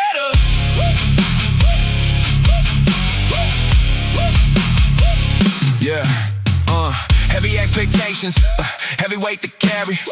Funny how the strongest ones never look worried. Every round gets tighter, every match gets rough. Everybody says they're ready to ready ain't enough. Whole bracket under tension, whole room on alert. One mistake changes everything, one mistake can hurt. But we've been here before, that's the difference in the end. Some teams meet pressure, we introduce it to our friends. No panic, no panic, no fear, no fear. This is why we're here. Pressure looks good on us. Good on us. Good on us. Good on us. Pressure looks good on us. Good on us. Watch us turn it up. Pressure on the shoulders. Pressure in the blood. Everybody feels it. We just wear it better.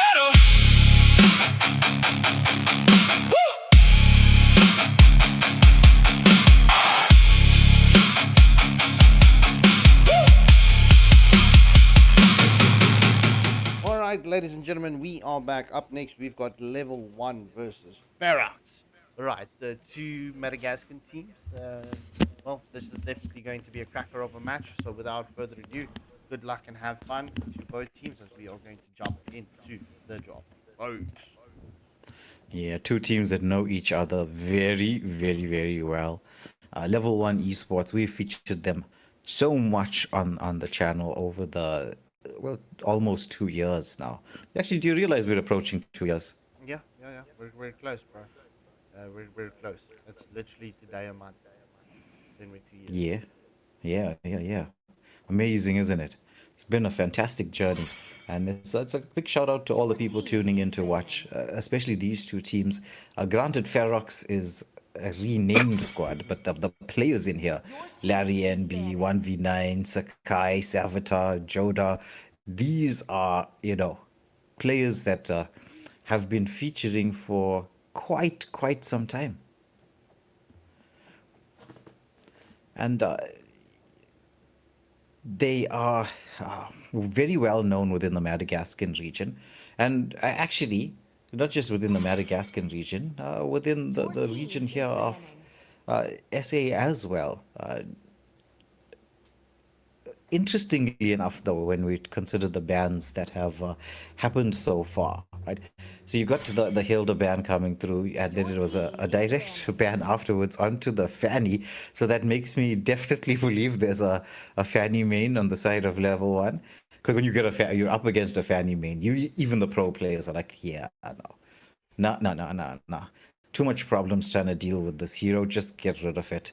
And then from here, you've got the Zushin, the Kadita, and Valor ban.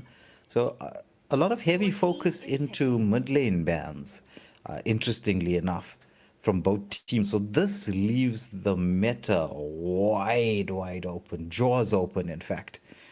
There is so much that's still available.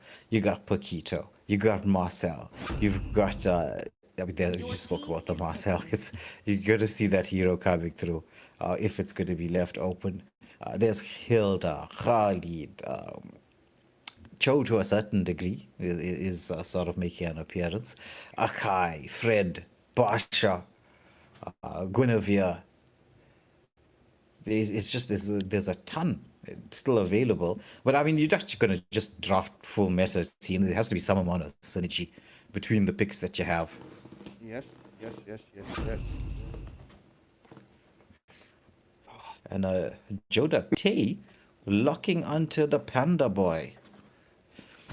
Flexing, right? Because we don't know just yet if it's going to be a roam or jungle. Which would you prefer? If you're, I mean, granted, I know it has to do with the draft, right? But just like, I know thinking about this more like on a solo queue mentality. If you're soloing and you end up having to pick the Kai, preferably in which role? For me, roam. A guy is great in the jungle. Like, he's really great. But I mean, there's so much that you can synergize with him. Well, I mean, it's vice versa. It's actually, this is the trick question. Well, the thing is, right, I would agree with you because you know how I have to test everything, right? So I tested Akai out in a couple of games. And all I was doing was adjusting his emblem setup. Not so much the build, because I was looking at the first 2-minute jungle clear, and your build's not really going to be that effective in terms of jungle clear for an Akai. It's not going to add anything massive to it. So unless you take Wilderness Blessing,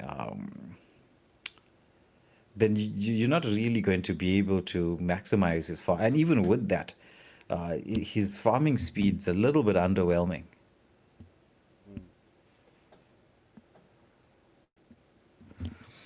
Now, will we see Sakai pick up the Aldous?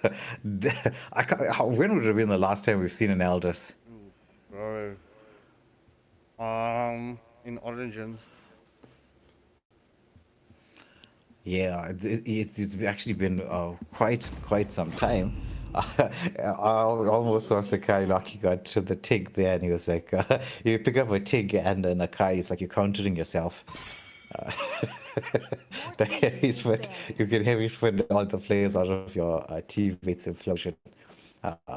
But I think the Khalid pick a solid one, and Savitar locking onto the carry, right, makes this interesting, because you could see once that carry was picked up, they're taking away from what could potentially be problems to them, because you know they're going for a tanky lineup. And I expect another ban, maybe onto in the jungle, possibly a Leah mod being banned out. It's a joy, but it was going to be a jungle ban. Whenever you get your jungler picked up in the first phase, and the other enemy team doesn't pick up the jungle, you might as well ban them out. Because it's a choice between the jungle and the gold right now for lack of heroes for the hero pool. Like meta-wise.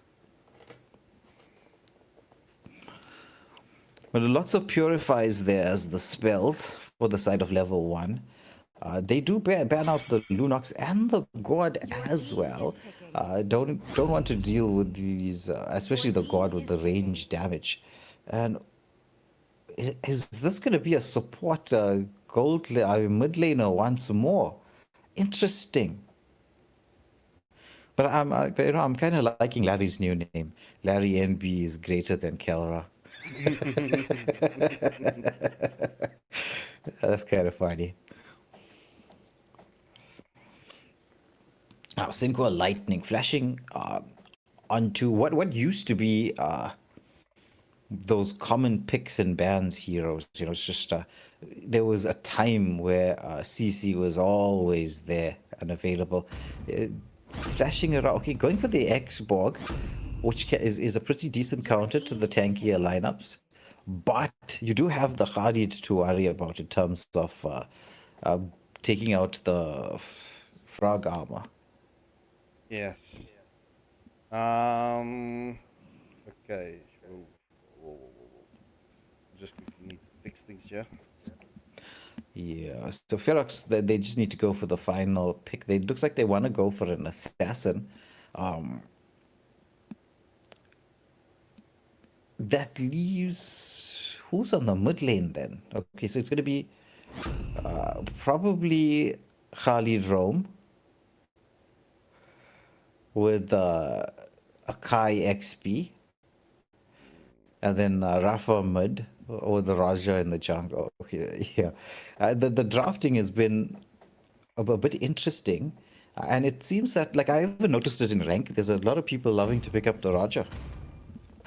Yeah, well, ladies and gentlemen, there you have it. As you can see on your screens, that's the draft completed. Which side are you going to favor? Is it level 1 that favors you more, or is it Ferox?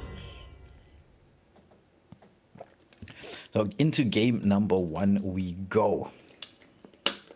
Two teams, as we said, who know each other very, very, very well. They have been competing against each other in this sub-Saharan pro scene for the longest period in time. And now it all comes down to execution in this particular match. Just take a look at the Sora. I think he might be lagging out. Enemy reaches the battlefield. Smash them. Alright, not waiting. All troops deployed. Because it's like I noticed on his loading screen it was like on 0%. So Alan Becker there might have lagged out. I will just double check on that for you. And we'll be able to get back in. But as everybody knows, there is a 5-minute maximum time for the pauses. So there won't be too much of a delay. Although 5 minutes sometimes seems a little bit like a lifetime. Especially when it comes to YouTube ads. Sometimes I think they're like endless. But I understand the reason behind it. I mean, we even have YouTube ads out. So, we understand the annoyance of it sometimes, right? But it's basically, this is where all your prize pool money comes from the YouTube ads. So we save it up over a couple of months because it's not like YouTube pays all that much. So we save it up and then we use it as prize pools.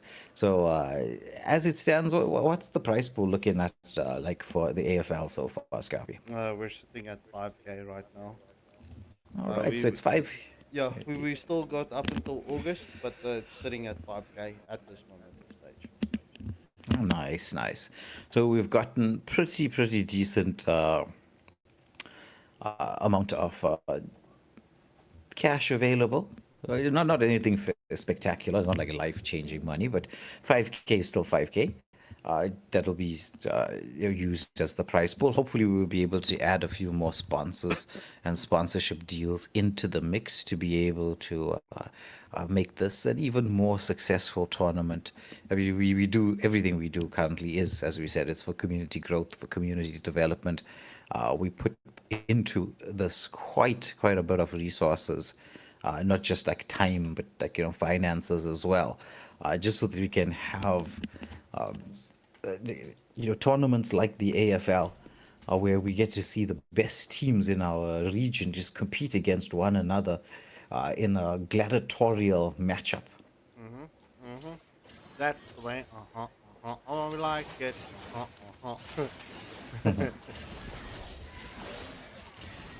Now we're into this mid lane battle between the two teams.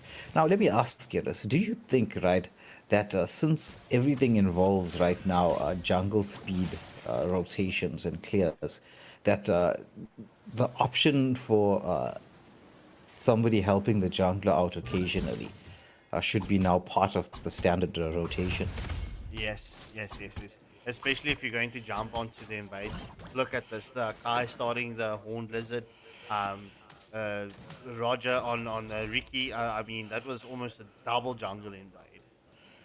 Yeah. What you'd notice is actually a difference in jungle pathing.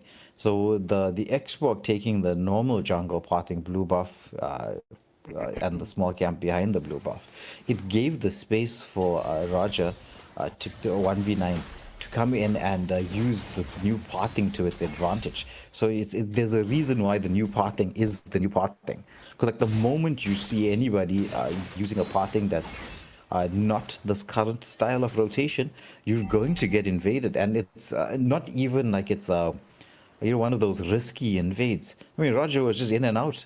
Yep, he was literally in and out, and he didn't even use his retribution on that invade. Yeah, but could this be a bit of overextension here from Savitar, who has to escape there? It's like, oh, thank goodness, there wasn't even more. Meanwhile, heavy spin being committed, they lock onto Synchro Lightning, and that's no jungle available.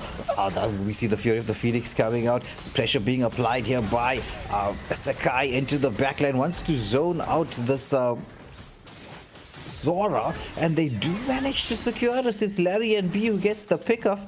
And Joda, he was quite low in terms of health, but he kept the turtle available so that his teammates could just come in and not just take it, but take it and potentially go for a continuation of the invade here. Khalid just swinging that scimitar around. It's a blazing duets that has been committed, but now it's the last insanity coming out from the Xbox. Flicker back. Now the potential turnaround as Roger is in here. 1v9. He's wanting to go in a 1v4, actually a 4v4, picking up quick 2 kills, and now the chase on to the Claude. It's going to be Sakai underneath the turret and the flicker prayer to safety. Oh my goodness, 6-0 in favor of Ferox. Yeah, bro, looking at just past the 3-minute mark, I mean, that 6 kills was massive.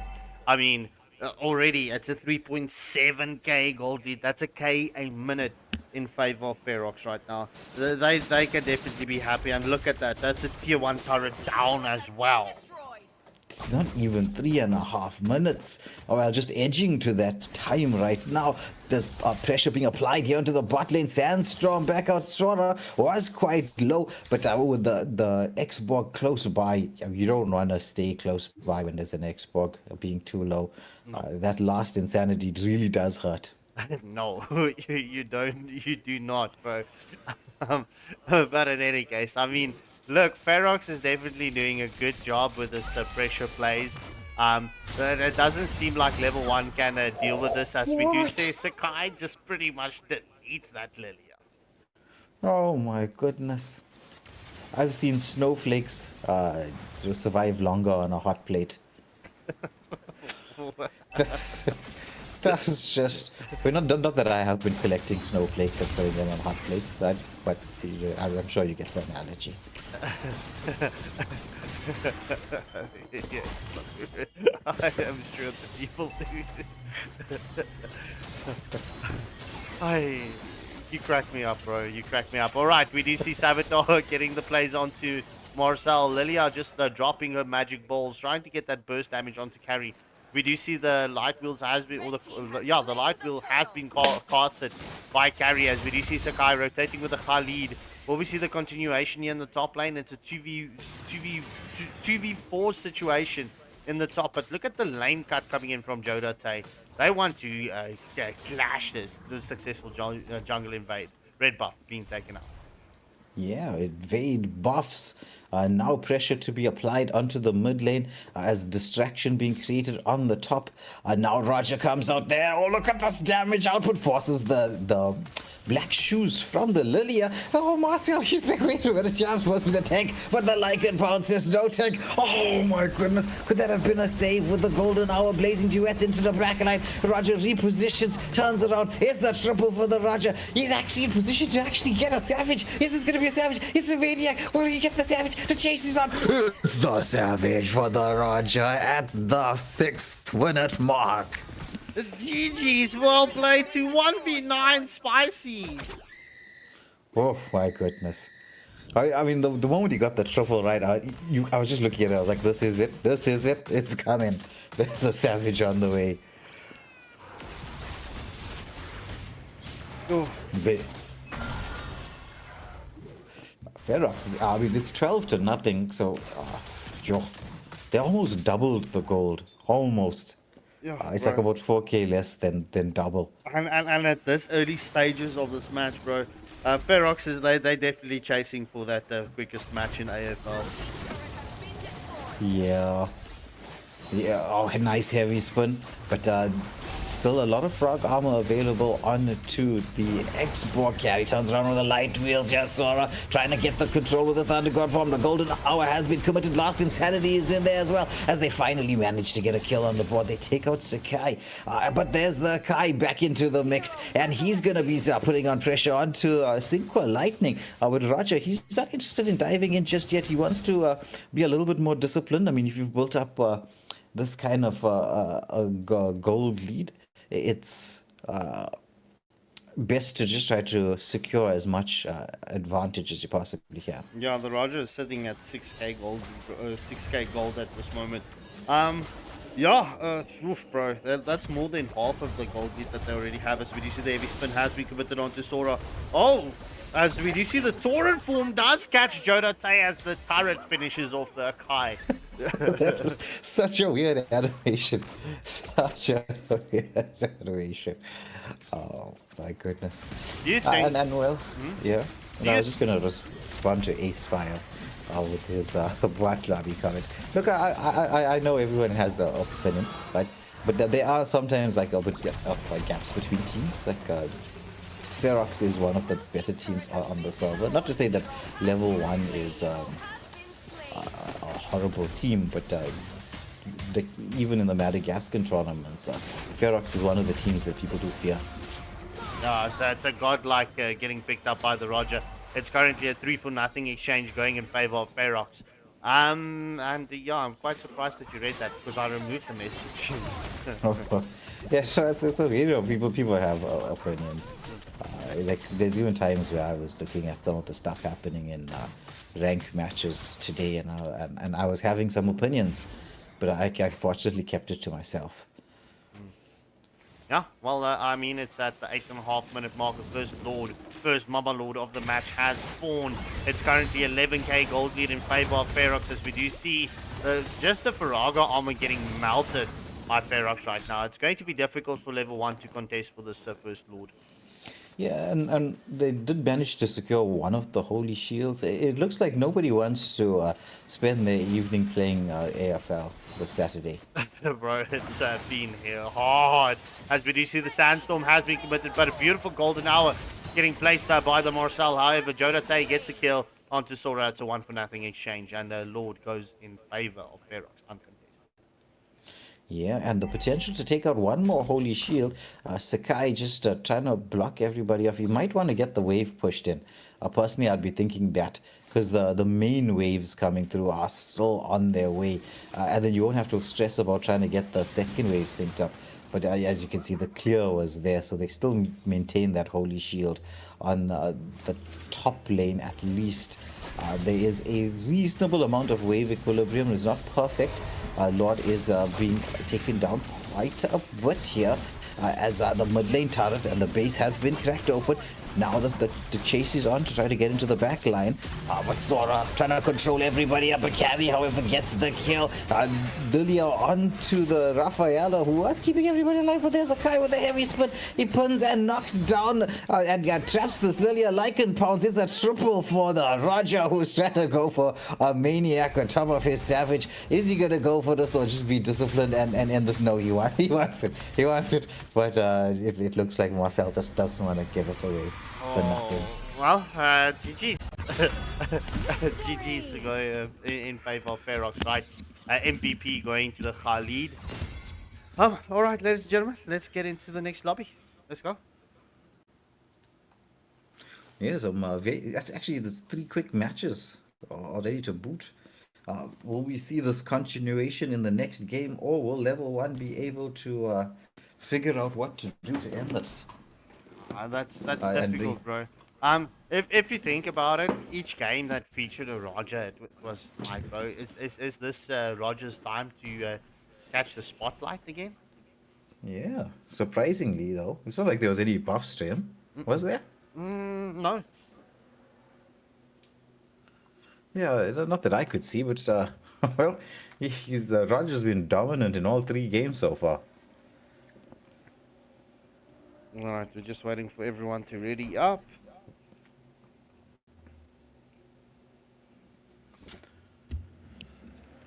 Yeah. So okay, the players are getting ready, and their ace fire. This was, in fact, it's been like this for a lot of the games in the AFL.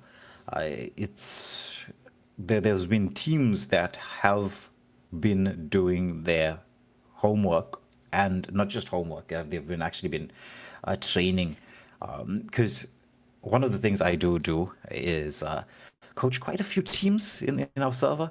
Whenever I get the opportunity to, and I'm permanently in contact with and talking to players across the entire sub-Saharan region, and I am pleasantly surprised by the level of dedication that teams have been putting in, and it's getting to show like how well the region is improving. Granted, we're very far from the pro scene, right? We have to be realistic about certain things.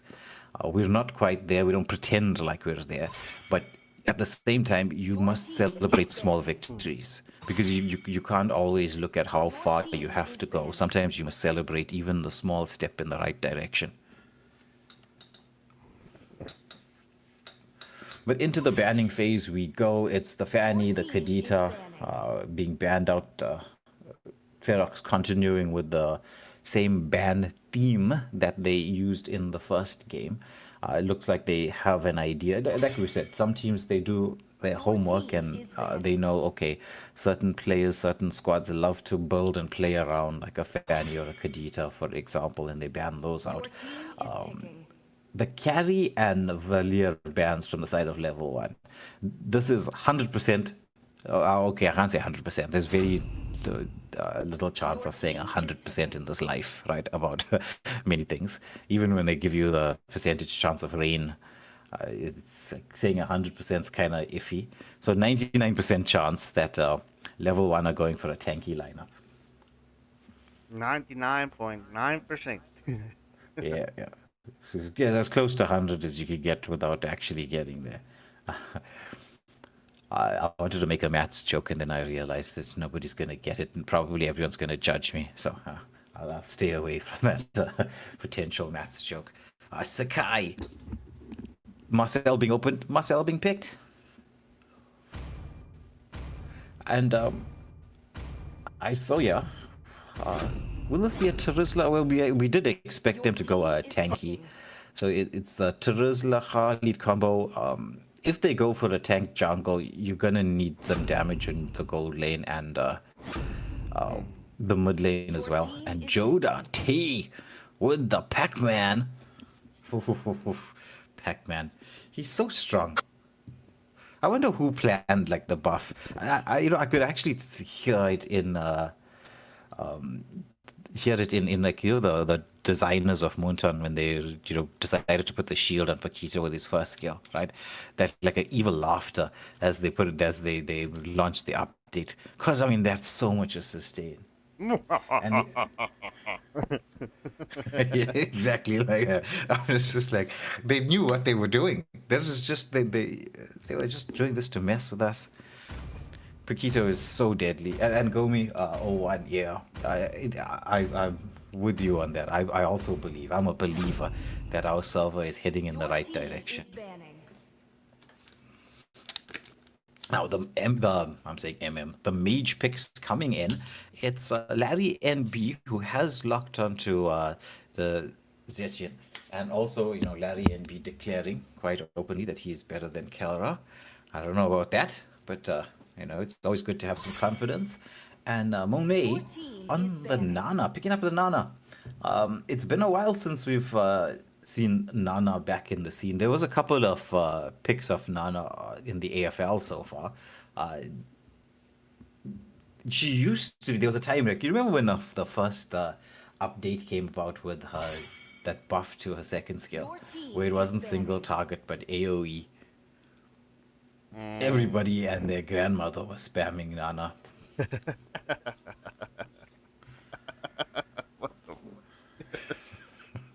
I don't know. It was so spammable that I think the grannies actually put down Candy Crush. Like, yeah. Let's I play want some to go Nana. check something, ladies and gentlemen.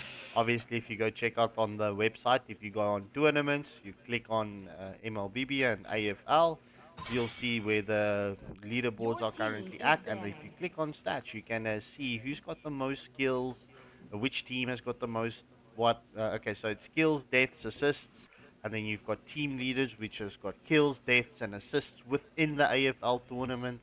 And then you can also see the most picked and most banned heroes. So Your most team is contested heroes. picking. And Marcel has got a 96% presence ratio at this moment, with an 86% win rate. Yo, that's actually significant.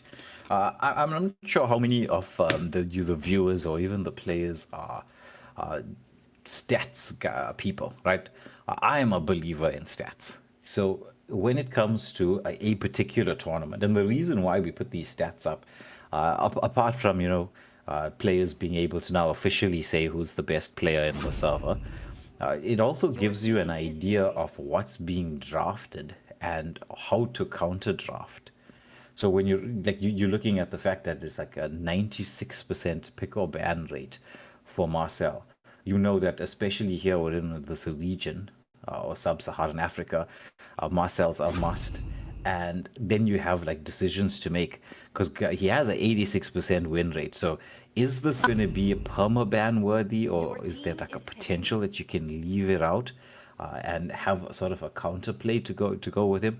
So definitely check it out. It's www.waylandergaming.co.za.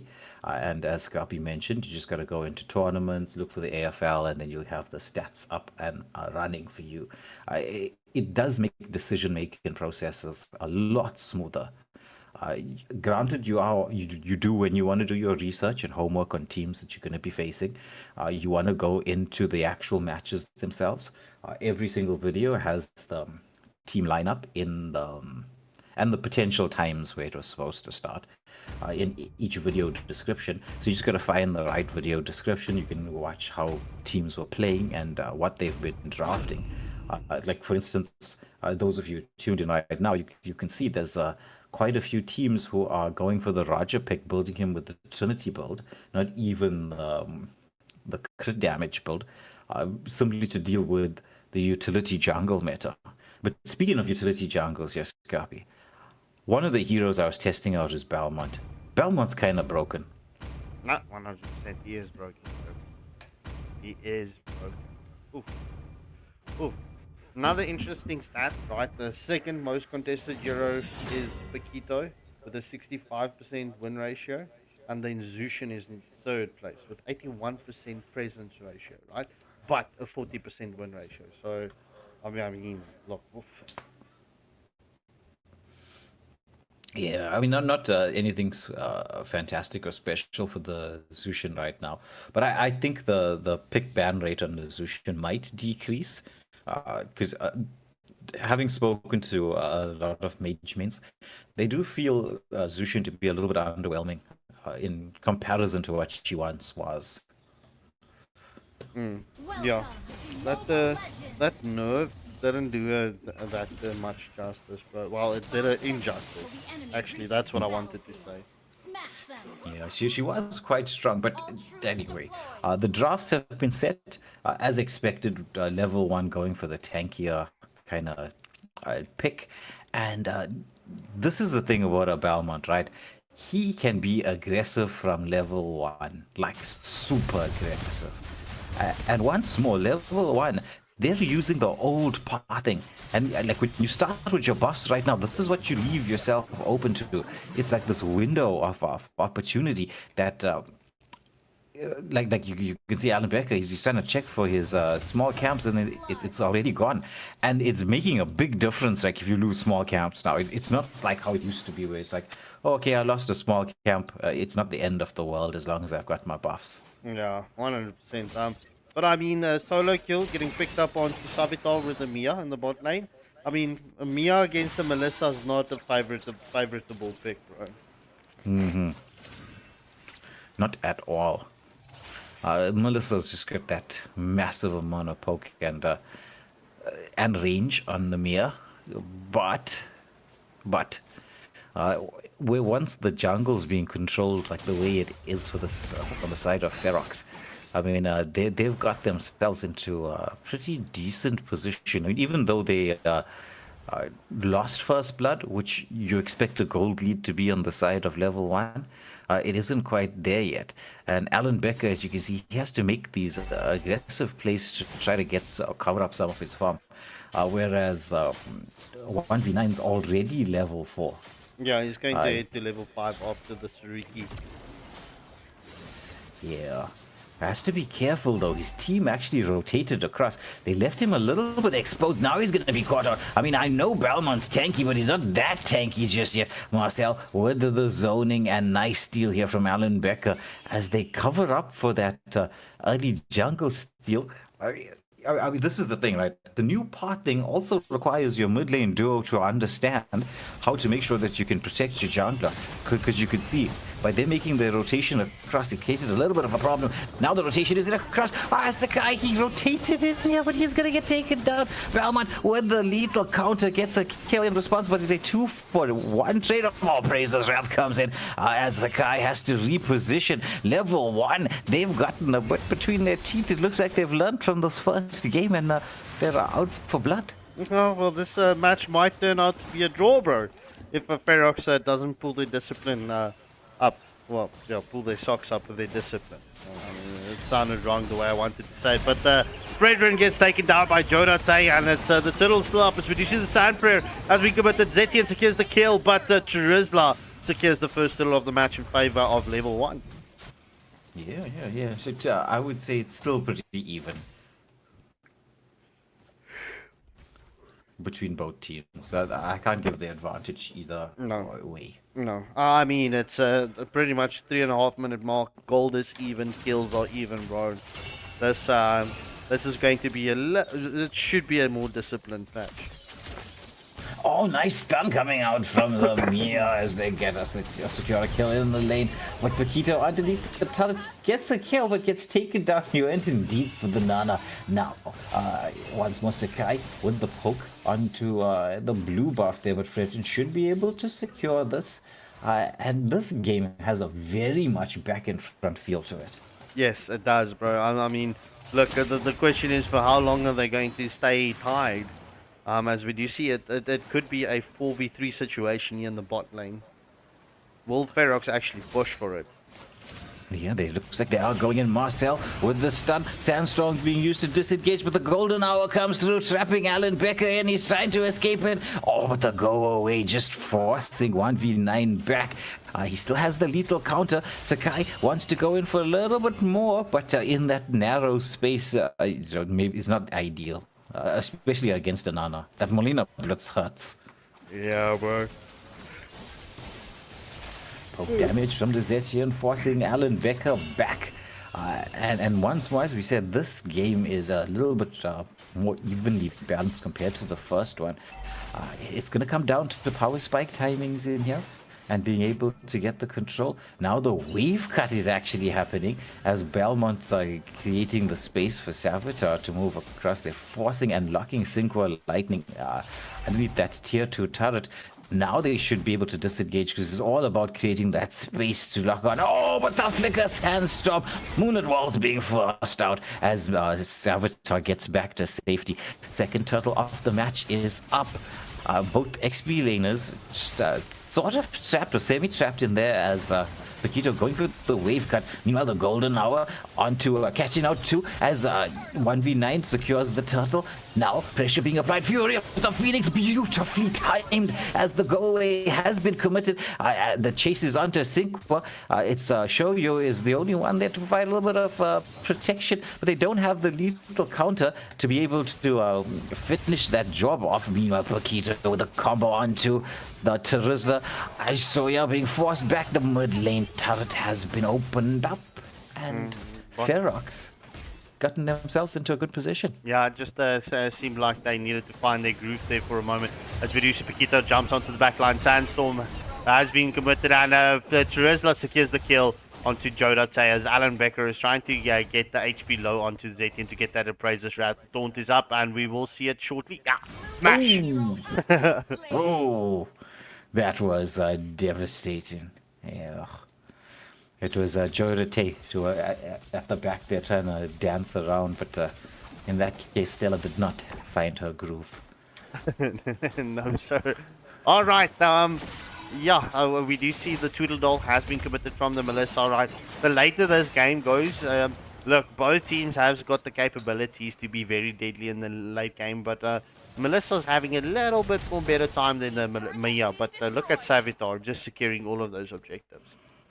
Yeah, well, when you're having a hard time in lane, especially once it gets beyond the 5-minute marks, these lane swaps can prove to be vital. And the scaling on the Mia is fantastic. Now the golden hour catches out too. Follow-up stun is in there, but Sakai is like, hey, wait, where's my backup? My backup is being caught out here in the back line as Larry and B, who is just taken out there in the mid lane. He walked through the river. I mean, that's the thing. You know, this is it's not like the Exodus. You know, sometimes the Red Sea does not part. The river is a dangerous place. The go away has been committed. Oh, they take down the Fred just before he could land the Praises Rot. Then once more zoning being done by Sakai as he just creates the space for 1v9 to start the third and final turtle. Yeah, that was a 2-for-2 exchange. Well, I mean, this will be Ferox with the third and final turtle of this match, and it's at the 8-minute mark. It's 8 kills apiece. It's a 3k gold lead in favor of Ferox right now. And now the engagement here onto the Twizzler, who just ate through all the damage using the penalty zone as Alan Becker being stunned up. The golden hour. Okay, no, that was not the golden hour. That was the Tweedledall coming through red from the Melissa as the Alan Becker just dodges the lethal counter from 1v9. Now Paquito being forced back has the shield Shuyu. He's trying to use his mobility, but look at Sakai with the setup, the follow-up from Larry with the Fury of the Phoenix, and they take down Sakai and are piling on pressure here. Could they take down some of the tier 2 turrets? No, we will see that the minions going on to the tier 2. This should be a tier 2 turret in favor of Ferox. Oh no, Paquito not being allowed, as we do see Jerizla does get the combo onto Paquito. Paquito needs to be careful. Will he go get that final punch onto the turret? Yeah. He should. I mean, I love the decision making there, right? Most people would go in onto the turret. You know, Joda just saying like, look, let me get the minions to do that and zone away and then come in for that last hit. Very clever from him. That's a very nice micro. Yes, Melissa nearly catching Paquito. But yeah, bro, this could be a setting angle for Ferox to get Holy Shields off. Look at the go away onto the Paquito. He was being bounced back and front between the wall and the go away, but just not enough damage to take him down. Now Sakai, once more, just being an annoyance like what the Marcel normally is. Holy Shields, 2 of them gone. The Lord will be up in under 20. Oh, this could be another early end. Yeah, this could be. I mean, first Lord of this match, Mama Lord, will be up in the next 5 seconds. 5 and counting. They're already in position. Ferox as Sakai, he's just soaking up the damage. Gets the stun. Does he throw out the golden hour? Not quite yet. Using the Fury of the Phoenix as a potential disengage, but 1v9, he's in a little bit too deep. He's trying to live up to his name and gets taken out before the Lord. Now Alan Beck is trying to get close for a contest, but he's going to get taken out. The Paquito damage is on point now. And that's the final tier 2 turret being taken off the map. Yeah, both junglers are getting caught out there, bro. You know, I was thinking that Mia can actually take the Lord solo. Yeah, she can. I'm quite surprised she hasn't started it yet. Yeah. I mean, you got the look at the attack speed on this Mia. That's so mad. It's just like non-stop arrows. Don't you wish you could be your hero can have that attack speed in any MMORPG? Yeah. It's like I feel like I'm watching Lord of the Rings here. It's like Legolas.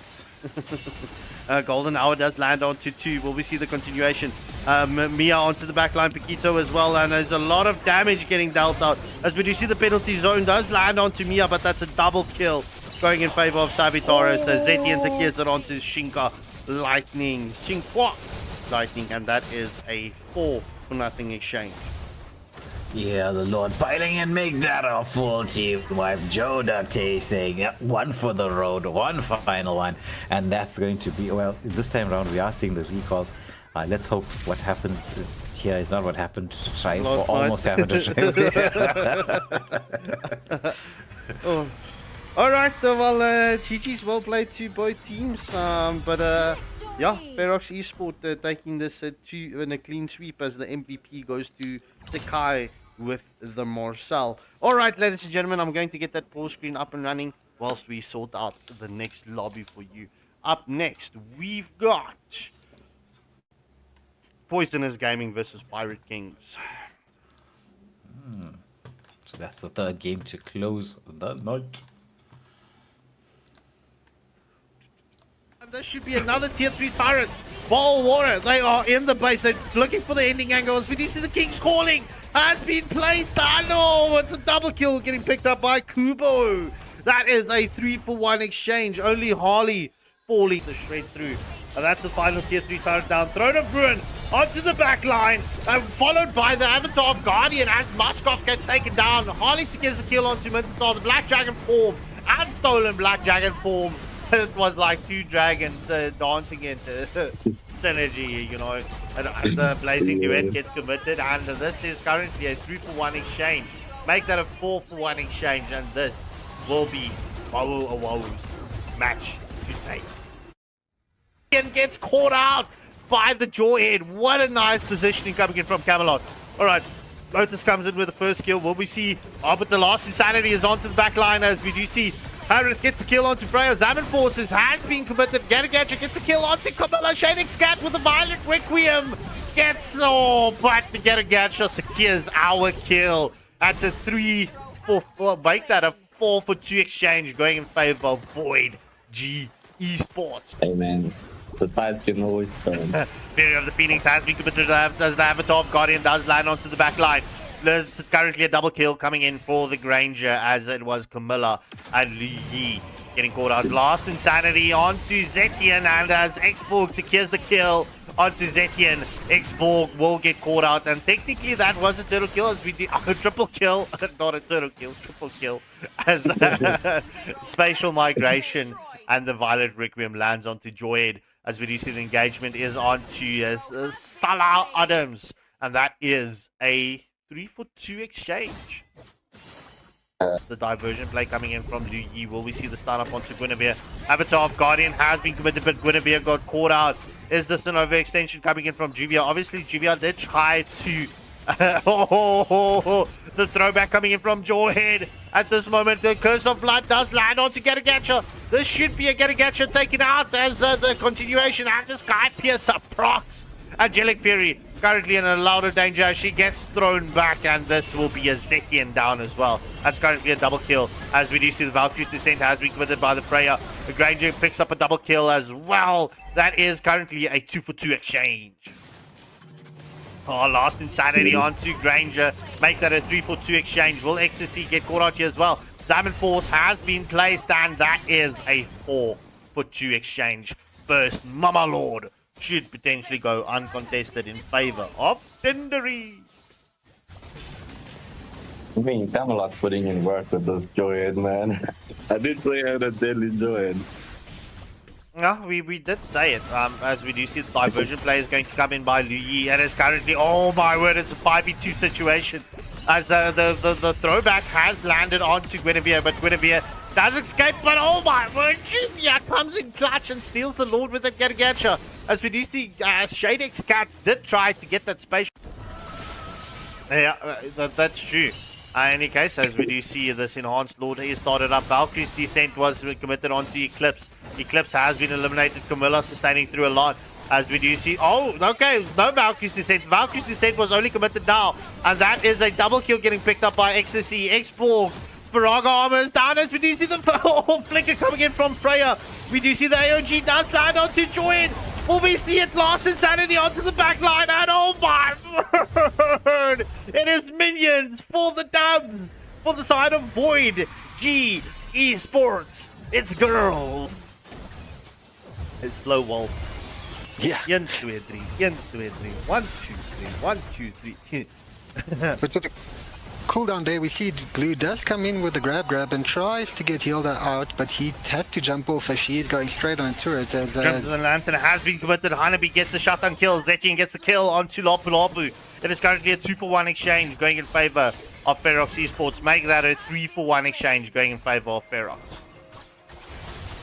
That's apologies, I'm rusty. Nah, that's fine, that's fine. Julian getting the kill onto Hanabi. As we do see Glue is trying to get that grab, but oh my whisker biscuits! Asura with his Julian is like, you can't touch us. And down to memorization. Fanny is a hard hero to pick up, but I'm a walking Fanny. I can't say anything. Fury of the Phoenix has landed as Hanabi secures a kill and make that a Vexano keep picking up the kill onto Granger as well, and that's Fanny with the kill onto Godlike. And will we see the continuation? Hanabi gets the kill onto. Way that you're going to try to balance up. Pressure being placed in your mid lane talent, melted down by Claude. Suyu has to dash back to safety. Show all the Minoan Fury into the real world manipulation. Can they get this done? This turret was so low. There's a turnaround. The turret helping the setup here. It's a 4-for-0. The chase onto Dark Knight on this lead. Allow Suyu to go in for the split push. Now that the wave equilibrium is in here. They are trying to deal with the top lane. Nice pull from Minnow as he drags the Lord underneath the tier 3 turret. Fury of the Phoenix used as the engagement. Blazing duets into the backline. They get the setup. It's Moskov that's down. Real world manipulation in trying to block the Lord from getting into the base. But there's the opportunity to lock on, and we should see this. Leomore dives into the backline. Would he pay the price for it? No, he gets back to safety. But the comment. You feel that? That's pressure. No.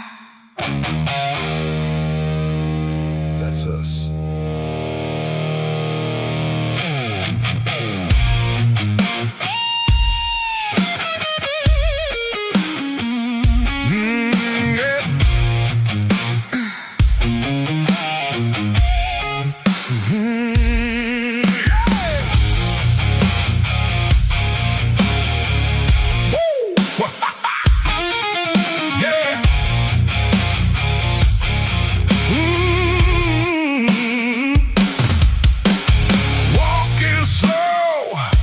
The room go quiet. Everybody talking big till they see who they're standing beside. Every banner on the wall, Every name they recall. funny how the conversation changes when the giants start to walk. Watch them stare. Watch them stare. No luck, no favors, no accidents here. We run this town. Run this town. Every road, every round. Every round. Turn it up. Let it shake the ground. When we move, everybody knows it now. We run this town. Woo! We run this town. Big stage, bright lights. Everybody wants a taste. Everybody wants the spotlight till they gotta pay the price. Every scar earned a place. Every win left a trace. Now they're trying to keep up while we're setting the pace. Too late. Too late. No fear, no doubt. We're too far. We run this town. Run this town. Every road, every round. Every round. Turn it up. Let it shake the ground. When we move, everybody knows it now. We run this town.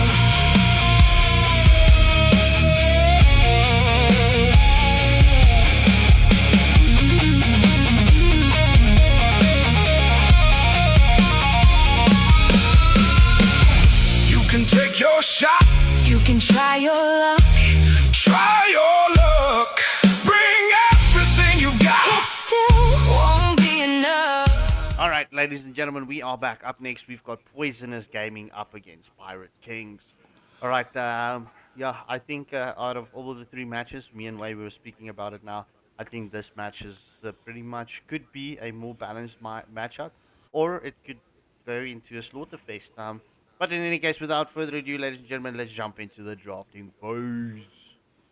I do like solid slaughterfests. They're, I know they're brutal, but they're very entertaining.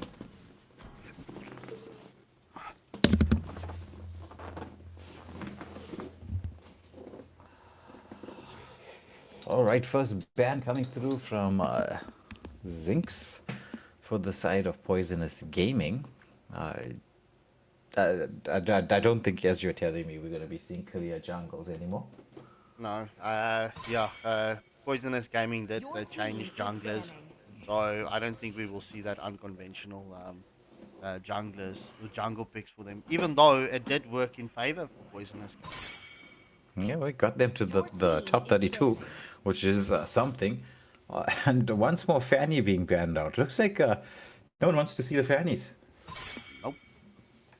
Your team is Have you seen Fanny in rank yet? I actually have played about 50 some odd games. I haven't seen Fanny in rank yet. What? You've got so many matches on your belt this season already? Yeah. I managed to get in over the last week or so. A couple of games, a good few games here and there. But I was checking a lot of things. What is your win rate on those 50 games? It's actually terrible. I'm not gonna lie. It's about. I'm guessing here, but it's somewhere between 55 to 60%. It's horrific. Your team is banned. No, I think after last night I've got like 20 games on my belt this season. Well, it's better than nothing. Yeah, it is better than nothing, bro. And you know what makes me sad, right? As I used to play about 400 games a season. Well, you're not even like 10% from that mark. Yeah. Wait, no, you That's- are. Yeah, just over 10%. But I used to play like that amount of games in a season. The first, like, say, 200 to 300 will be rank. Then I'll play like about, the rest will just be classic. Because what I used to do is just push to get to max rank and then just play classic after that for the fun of it. Oh, go play with the sweats. Yeah. Your And be a team sweet. is picking. Yeah. Well, no, because like when you're playing in rank, right? I mean, classic, you don't really care about whether you win. Now, you know what I've noticed, right? Since there was a time when you and I used to play this game competitively. Now that we don't play it competitively anymore, don't you notice that fire's kind of gone when you're ranking? Like, I don't really care anymore or winning or losing. It's just fun because you're not training for a tournament or anything.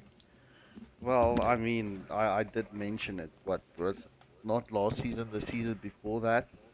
I mean, when when I would get like a troll team to play with, especially because I lost my duo partner.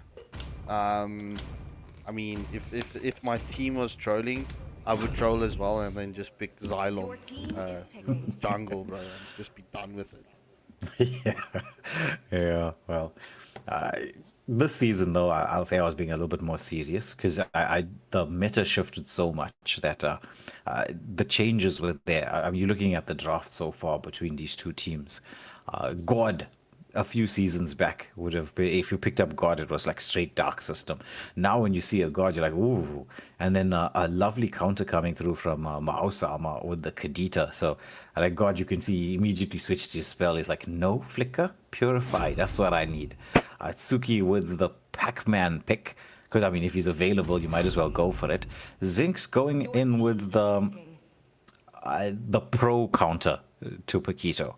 Because like we've been saying this, right? And I actually did the check. It's a straight skill matchup between the two.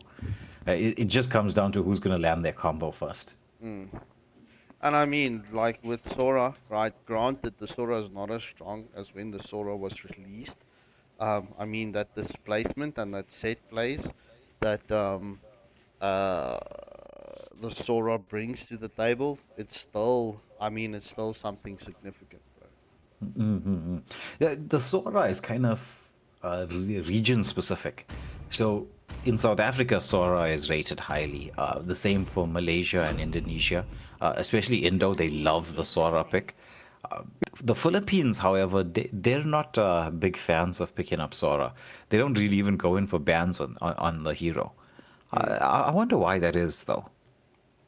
Mm, we should get in contact with someone Your that side, team bro, is banning. and see if they can give us the reason why. Yeah, because I was thinking about it, right? And he's got pretty much what you'd want from an XP laner, like in his arsenal. Huge spells around neutral objectives to be able to secure. Massive set potential. Good wave clear. Can handle most heroes in lane fairly well. And a decent bit of rotation speed. Hmm. But the next round of bans coming through, and I would expect Pirate Kings to ban out junglers. They decide to ban out the Alpha and the Clint. Well, Clint, as I mean, you were one of the first people to mention it, Scarpy, was like the fact that Clint is just kind of OP right now. Mm. Yeah, well, I've been keeping an eye out on the Clint, playing with the Clint, and that was what in the seeding phase, Your and I was team like, is just picking. man, this hero shouldn't be slept upon. And ever since, I mean, I actually need to go and check this. I'll go Your check it team now. is picking. Yeah, and with the Berserker Fury update, it just sort of pushed it even more so in that direction. Yes. And now the final pick's coming through. It's going to be Kashmir on the Leslie up against Starboy on the Beatrix. Steve with that final jungle pick, and there is still quite a few decent jungles available. You got Suyu, but he decides to go Your for team something is that it hasn't been featured quite a lot. The Martis play. So Martis gives you a bit of CC immunity, right? But where he is a little bit underwhelming is in his jungle clear speed. It's not the fastest. Though, it's not, it wouldn't be too bad up against an Akai, because Akai's jungle clear speed's not the fastest either. That and late game, bro. Mm-hmm.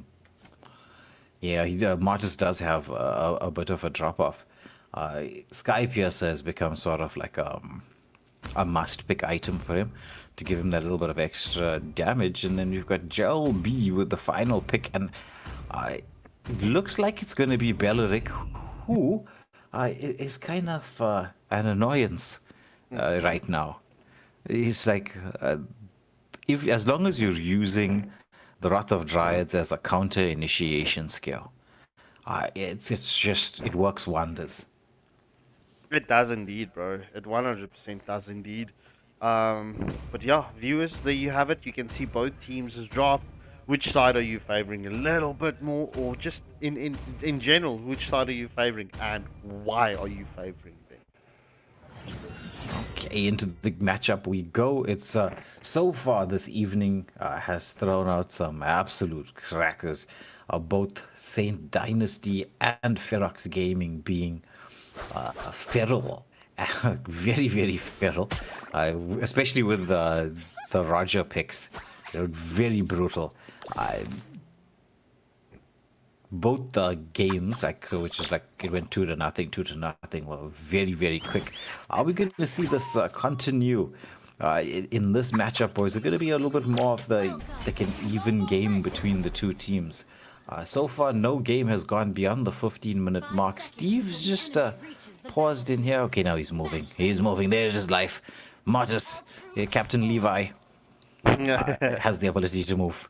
Yeah, he was probably just either killing a cigarette or lighting it. Plotting out where his next Titan is going to be.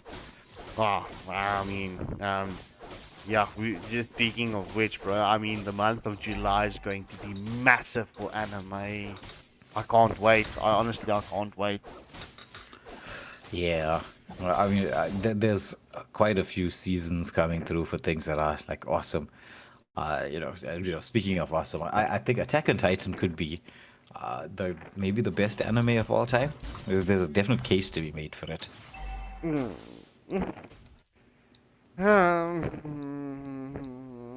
Let me just keep quiet. Let me keep quiet. Let me keep quiet. Look, it's good. It's good. I didn't expect the last season to be the way and turn the way out it did. I'm going to say this outright. Attack on Titan was a very emotional story towards the end. Yeah, it was, and that little smaller camp, Atlas actually secured it before Marcus got there, so you can see he's not level 4, he just crept into that region. Oh, now the potential to get the engagement onto Jelby, who was trying to get the scout on the Decimate is available, as Marcus wants to get that second skill on cooldown, but he's just being forced back there. Kai, unholy potato, with the very holy rescue. Oh, look at that. It's Beatrix coming across as his first blood, but now the Decimate has been committed, so it's a 1-for-1 trade-off. And as we expected, sort of even. Yeah, well, I mean, look, past the 2-minute mark, it's 500 currently in favor of Pirate Kings. First hurdle of this match has spawned up. Will we see the contention onto this? Look at this positioning coming in from the Paquito, knowing that the red buff is going to spawn up. Yeah, he went in for the wave cut. The engages onto Steve. Oh, the arrow. That was a rescue arrow if there ever was one. Now the continuation. Paquito does have those skill sets. Rough Waves comes out as they take out the Sora. And now Paquito is not done. He wants to go in for more, forcing Steve to recall and giving Akai. I mean, Akai already has fantastic neutral or contestation ability and can secure, and this is just like even better. Yeah. And no one's even there. Yeah, beautiful zoning coming in from Pirate King as we do see they continue with this. The Tauren form has been committed onto the Paquitos. We do see the Mystic Gush as well, and that will secure a kill in favor of Dr. Otmos. Yeah, so Suki taken down there on that Paquito. Good, it was fantastic play. Maybe staying around a little bit too long caused a bit of problems, because I mean, once God gets that level 4, Mystic Gush is a skill you have to be wary of. I remember the first time, now that I see Kashmir's name again, I remember the first time when I tried to glaze Kashmir, I was like, oh no, what a nice handbag, whatever. Just to realize that that's actually a carpet or material. Yeah, one of the more expensive materials in this world. Cashmere. Well, in any case, just I had a cashmere jacket once, dinner jacket. I don't know where it is, but saying that, engagement here into the jungle as they go in for a potential steal, but Martis securing his farm for the most part. Yeah, for the most part. Bro, I'm going to make a prediction. I think your ex took your jacket, bro. They tend to do that. Yeah, usually for, as I've been told as well, but there's the Mystic Gush coming out, the combination play, isn't there? The heavy spin being committed, trying to disrupt this as Atlas being forced back, and Nakai secures that kill. Now, meanwhile, Martis trying to build that, he goes in with the Decimate play, but it's not enough damage to burst down Jelby, who walks it off and then realizes, wait, I'm half health. Let me go back in. Let me get the setup. Sora, rotation across, but there's the Paquito just forcing everybody back. Oh, I mean, bro, what a close contest coming in from both sides there. But everyone being pretty much low HP and will need to recall. So the second turtle of this match has spawned. It's currently 4 apiece, and gold is only about 400 in favor of Pirate Team. Yeah, very aggressive start from both teams. Kai is quite low, so he has to be a little bit careful and has committed the heavy spin already. So that's not going to be available anytime soon. Oh, actually it is. It's yeah, there it is. Whoa, the 40-second, it's got about a 40-second cooldown at this stage, right? That was kind of quick. Well, let's quickly have a look-see. Oh, no. Oh! Steve coming in with the retry steal onto that second turtle. Yeah, lovely retry steal, but Kashmir, beautiful repositioning, avoids all the damage, but the flicker to safety as Wow Sama was heading in with the rough waves. It was like Starboy could see a tsunami on the horizon and managed to get to safety. A high-rise building. Oh, Leslie needs to be careful. You can see Steve wants to come in with the mortars. Oh, Gord stealing that gold crab. And, okay, well, this is a lot more balanced between all of the matches that we featured tonight. Yeah, but quite balanced, quite chaotic as well. Now the combo play comes in as they finally get onto the god. As Martis, he's being engaged upon in a 1v4 situation, deciding to hightail it. But I will say this, Pirate Kings have, they've stolen this mid lane turret. It's like some plunder, some booty, opening up the map. Yeah, well, the Torrent form getting committed from the Sora onto the Belleric, as we do see he tries to get the play onto a Kai. Rough waves coming in from Kadita. Will we see the follow through onto Sora? Yes, sir. As Kashmir, the Leslie picks up the kill onto Sora, as we do see Pirate Kings will go and steal that red buff from the Martyrs. Oh, no. Retribution coming in clutch once more. As we do see the Mystic Gush has been committed. Heavy spin into the play. Will we see the continuation as Paquito jumps onto Martyrs? And that is a double kill getting picked up by Tsuke. Not gonna lie, Steve's retry is pretty solid. Yeah, fast fingers. Ultimate snipe landing onto the Beatrix. Just getting her back down to... Oh, rough waves. And that's Beatrix deleted.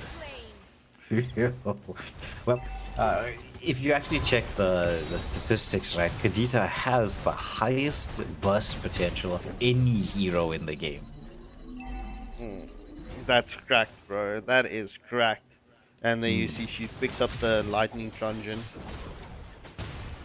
Engagement here onto Steve once more, who uses the second skill to disengage. Atlas Fatal links onto 3. Sora with the follow-up. There's the Torrent form coming through, but Akai, he dashes back in with the heavy spin, trying to save most of his teammates. But Kashmir in the back line. This Leslie, she's dishing it out. It's gonna be a killing spree for Mausama. Continuation of the pressure, but look at this from Dr. Atlas. He's like in the middle of everything. He lands the Mystic Gush. Oh, the Deadly Strife does come on, and there's going to be Martinus. He goes in, gets the Decimate onto 1. The second Decimate was just not enough damage.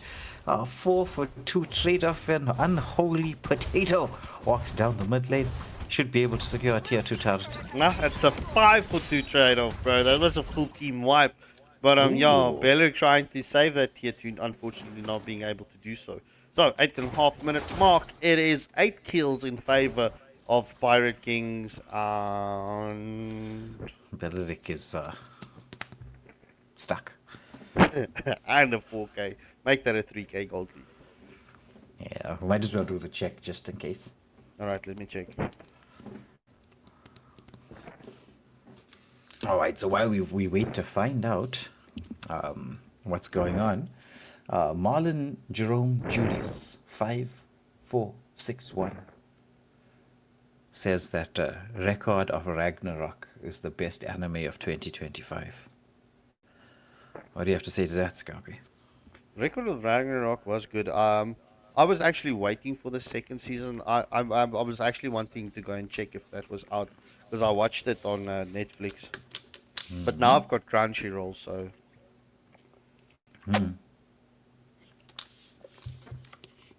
Crunchyroll's lineup is a little bit on the better side for the anime, obviously.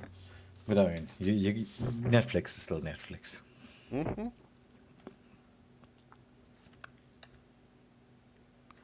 You can tell a lot about a person by their Netflix watch list.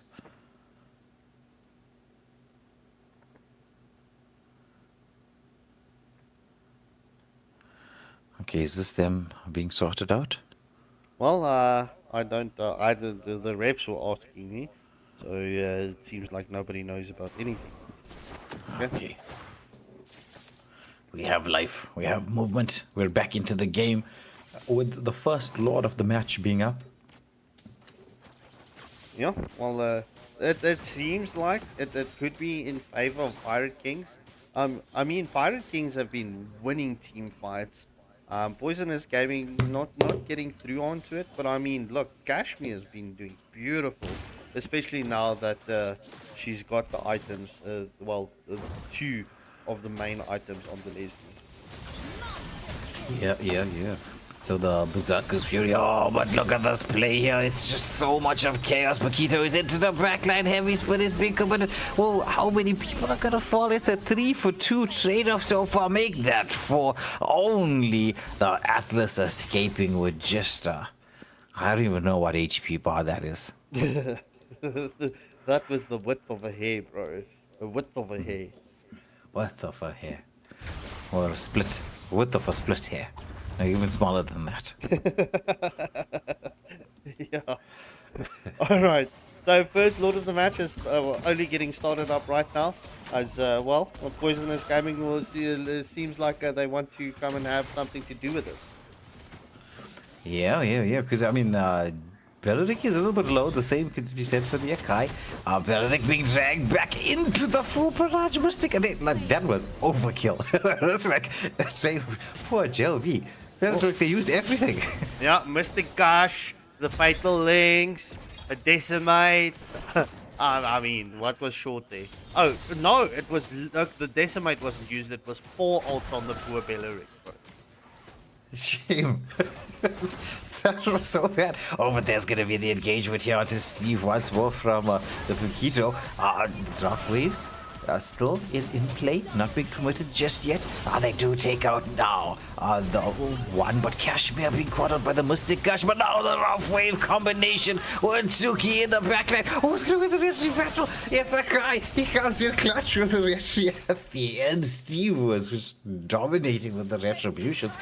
And Unholy Potato says, I've timed you. I've got enough. They secure the Lord. Yeah, another team wipe going in favor of the Pirate Kings. I mean, look, this could be an ending angle for Pirate Kings. Even though Poisonous Gaming will have everyone spawned up for the defense, the question is, can Poisonous Gaming get the defense up? Well, I actually thought they were gonna march the mid wave down to just take out the Holy Shield, but not going for that. It was a little bit dangerous, like because Akai wasn't in the healthiest of states. A nice wave equilibrium so far, but you're only going to be able to take down the tier 2 turrets with this first wave. Steve pulling the Lord just to make sure that they still keep that Holy Shield for as long as they possibly can. This is some clever play coming through from the side of Poisonous Gaming. Poisonous Gaming.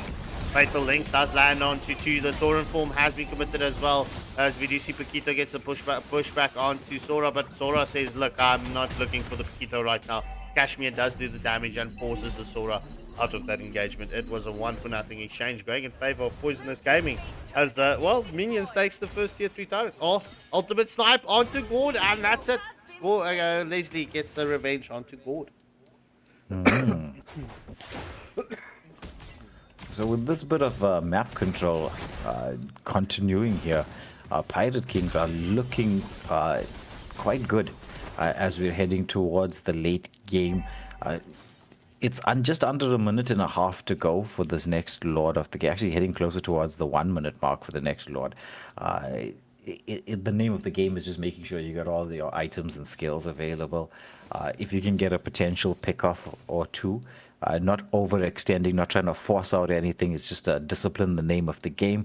Once that Lord is up, Pirate Kings, as you can see, they're sticking as a 5-man unit, staying very close to one another, just to make sure that no mistakes are being made.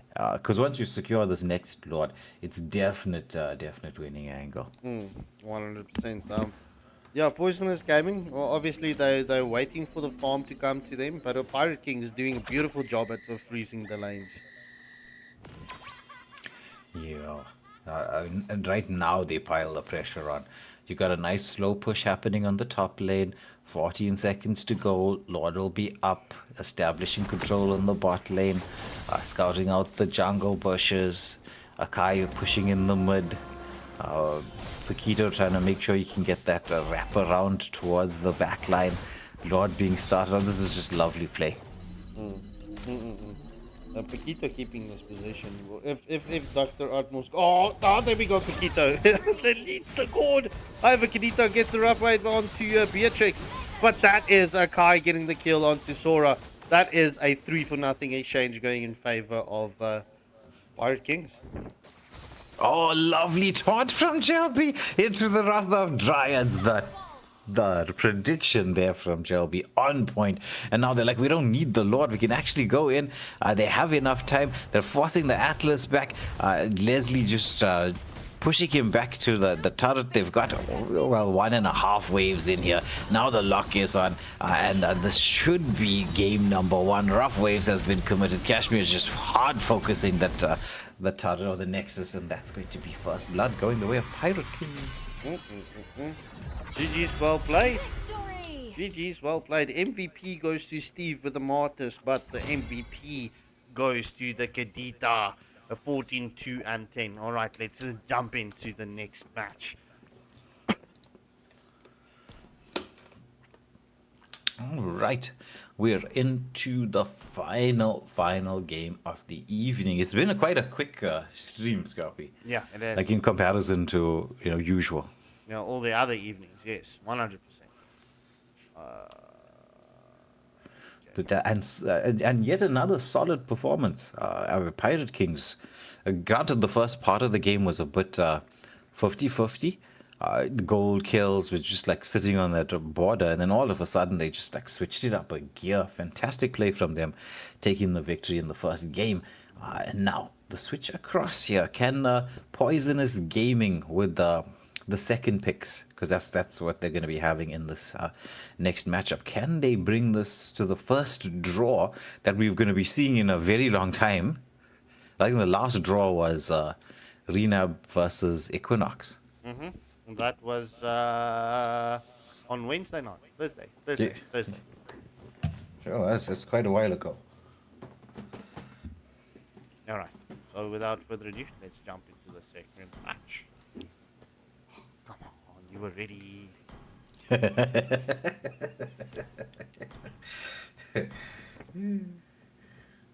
Dr. Atmos is getting his medikit ready. Okay, ladies and gentlemen, into the draft we go. Jelby with the first ban for the side of Pirate Kings. Oh, we see the typical bans. Is it going to be Marcel? It usually is Marcel. It's a Fanny. Fanny's been like, is this like a theme? This is pre-planned. Your Yes, team is it has. banning. It has. Everybody banning out the Fanny. Am I missing something about the Fanny? I don't know. But Fanny being the first ban by pretty much everybody this evening. Paquito, the follow-up from Poisonous Gaming. Because Paquito did cause a lot of problems. Suki was deadly on that Paquito. Mouse Saba with the next ban. Marcel's still open, so and Glue as well. Though Glue, I'd say, has fallen off a little bit. Your team is banning. Not as deadly as Glue once was. There's the Marcel ban that we know and love. There's always the attention there onto the Marcel. Suki, the next ban coming through. What do we expect to see? Would it be potentially maybe a Hilda ban? She is quite strong still in this current meta, and it's the god. Respecting the damage output from Dr. Atmos. Atomos. I keep saying Atmos. I forget there's an extra O in there. Starboy with the final ban for the side of Poisonous Gaming. And there's still quite a few meta picks available, but going for a respect ban, banning out the Bernadetta. Bernadetta is one of those heroes, like when people play it well, it's very difficult to deal with in lane and around team fights. The Eclectic Blades is huge AoE damage and slow. And if you can combine it with Petrify, because you can, as you cast the skill, you Petrify while you're doing it. It just sort of, instead of the Petrify being like that, targeted in just that location, it's just sort of everybody else who's along the path gets petrified. Petrify is the one spell that synergizes so well with the Bernadetta's kit. So JLB with the first pick, deciding to go for what I always say and still believe, one of the strongest roamers in the current meta, Grok. He brings so much to the table.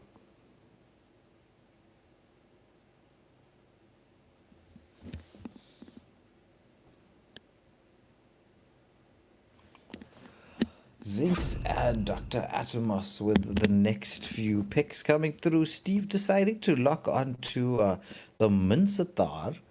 So potentially thinking that there could be some dash heroes coming through. And then there's the Camilla pick, who has featured surprisingly, because I always get surprised with how much Camilla is played on our server. And then Mao Sama. It looks like this is like straight tank. We should expect a hero swap out here. Suki going for the Yuzong. Yuzong always good into pretty much any lineup. And well, Mao Sama, let's get to see what they're going to be going for. I highly doubt you're gonna get a Kufra and a Grok on the same team. Where are you gonna put them? I doubt it. Yeah, I don't know, bro. Maybe go Kufra jungle, utility jungle, bro. Yeah, potentially. But the timer is ticking down here. They finally get the swap out onto the Moskov. Moskov just works into pretty much any lineup. It's so difficult to deal with. His kit's just so strong. Zinx just going for the Esport pick, so that should be an Esport jungle. Potentially to deal with the Yuzong, because he does take damage while he is in the Black Dragon form. It's not like he's immune to damage. He's just sort of immune to CC skills. So if he's hovering around while the last insanity is in effect, Esport could prove to be useful. But into the second banning phase we go. Zetchian with the next being the next ban. Mages still available, so maybe it might be an option to ban out the mages, especially if you're on the side of Pirate Kings, because they've already picked up their jungler. Oh, looks like they got take out the Leslie. Leslie is good, is strong, right? Is she in the top tier of marksmans at this moment in time because of the change to berserkers? That I'd say is still yet to be determined. I'd say the jury is out on that one.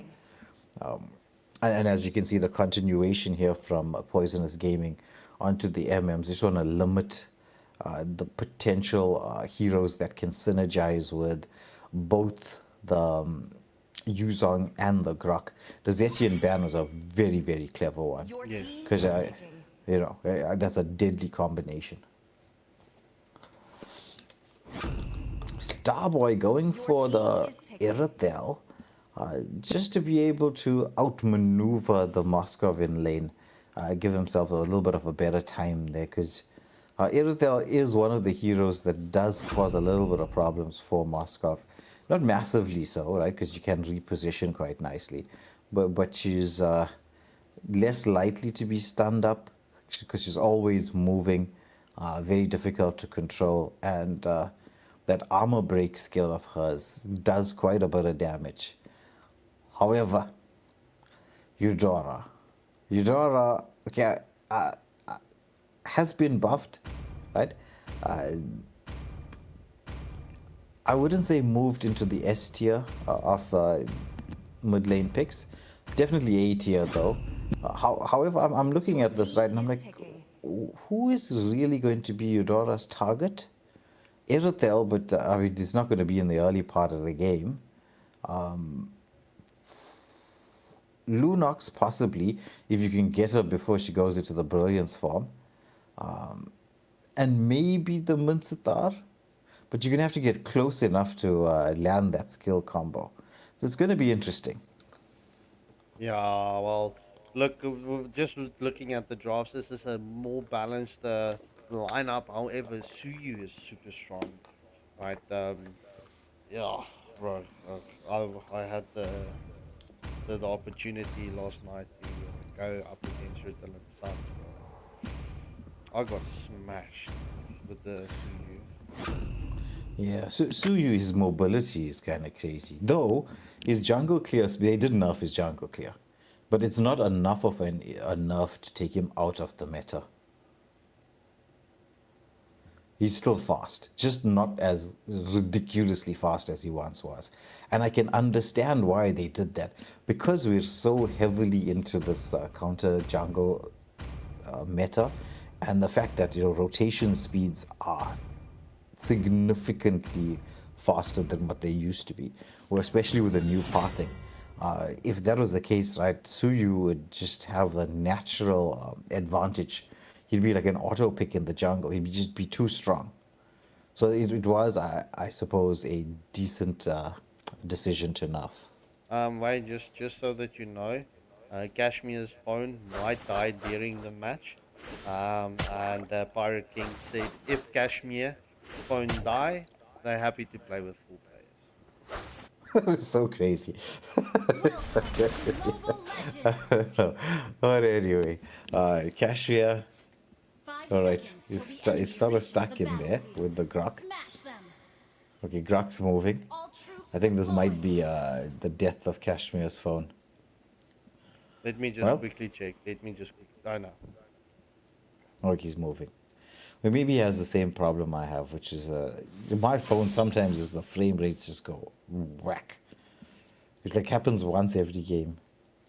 That's crazy. You should maybe look at like getting a cooling pad for your phone. Yeah, most definitely, because it's a bit of a problem when the frame rates drop like this. But Grok just zoning everyone away. Kashmir did miss a minion, so won't hit that level 2 timing just yet.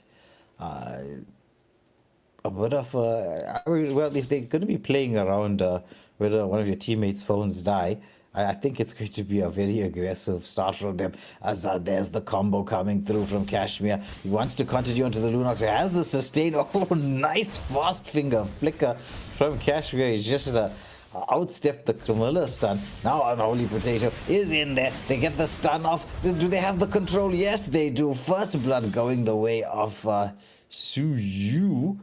Do they continue this jungle invade? I mean, you can sort of, if you've got the poke ability, onto the X-Borg. You just need the first skill, second skill combo from the Eudora. She will take out quite a bit of health. Yeah, well, I think the Eudora, obviously, the reason why Eudora got picked up by Caster's Curse, Caster's Curse, was due to the fact that they knew Kashmir was going to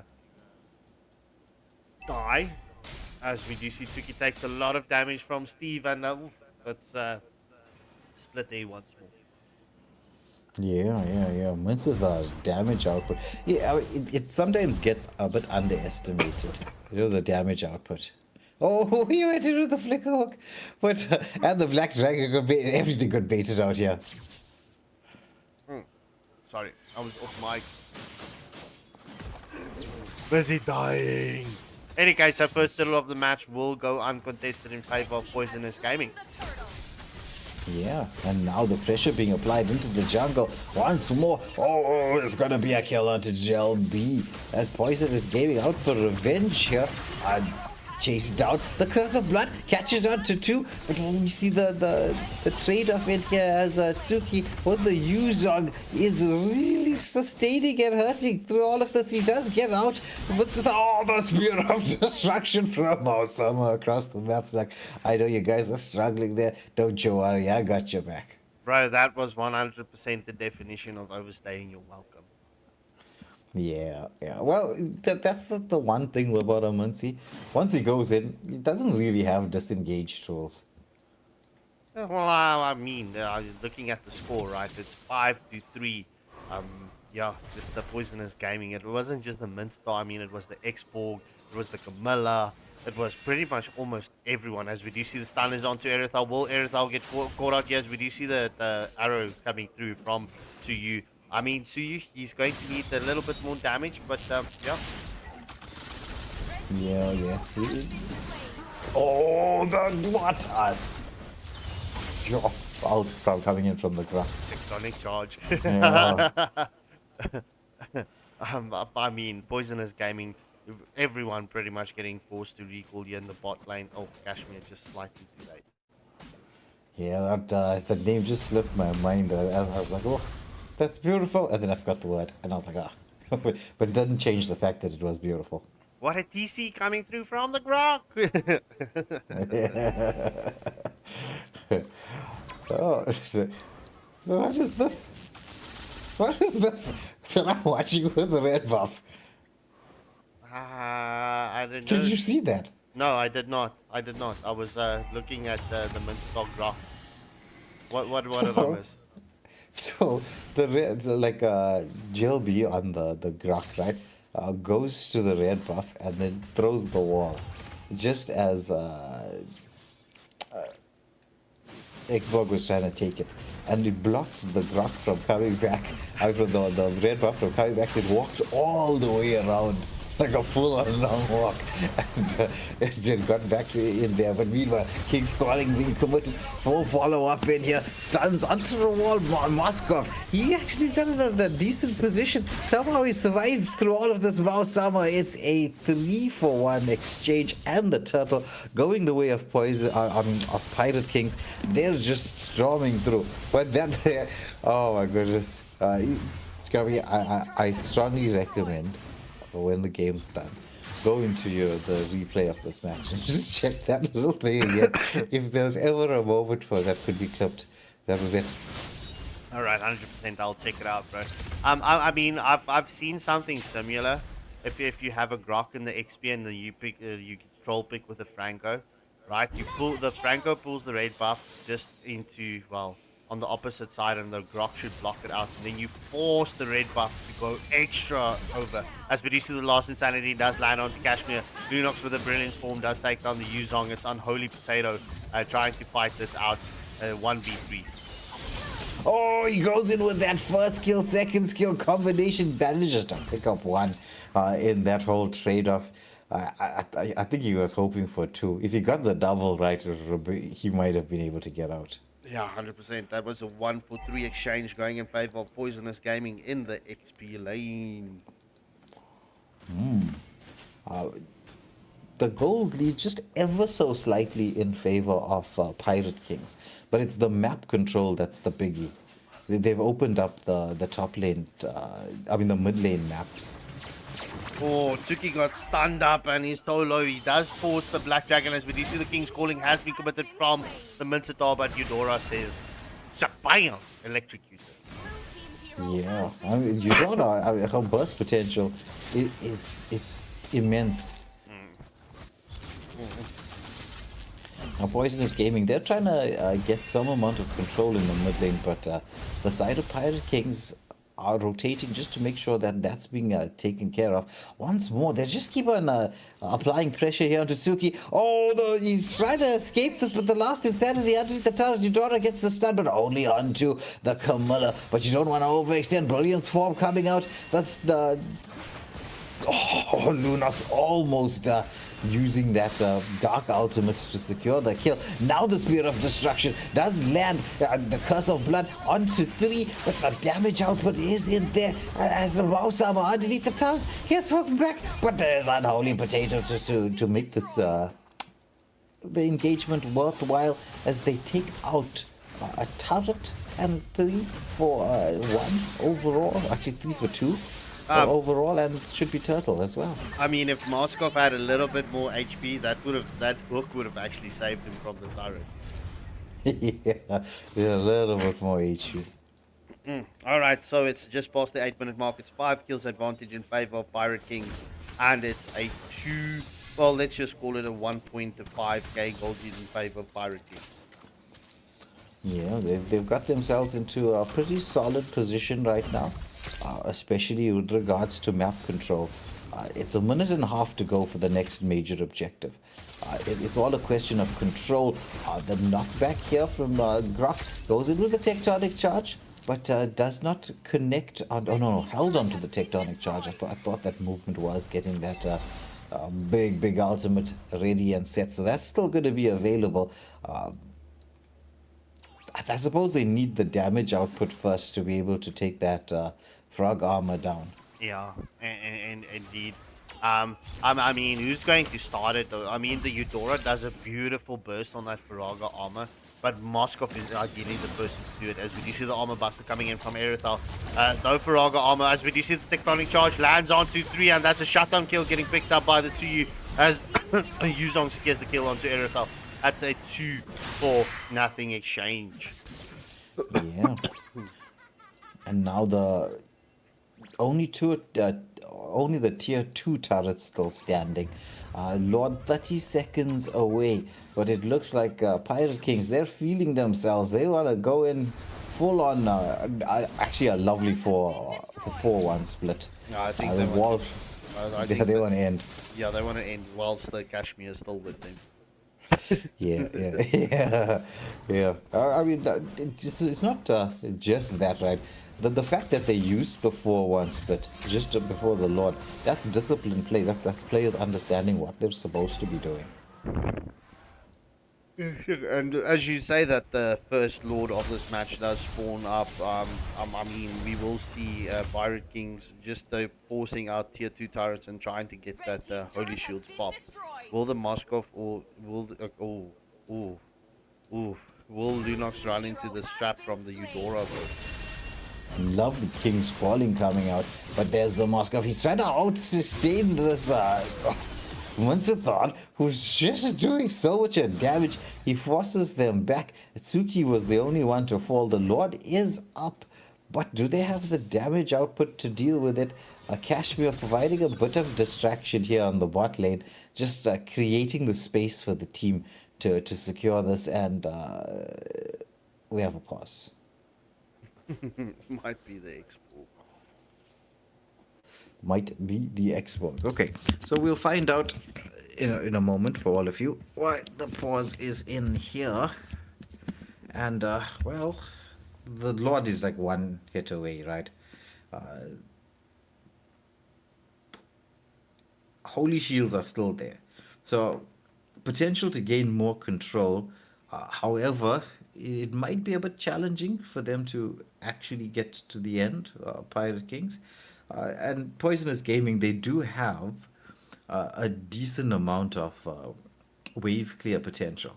And a lot of the plays coming through from the Munsathar, because when he's landing those King's Callings, it really is hurting. Yeah, it does. Okay, and it is confirmed it is the Export lagging. All right, so he's got 4 minutes to get himself sorted out. Hopefully that's going to be the case. And Kashmir must be like, why now?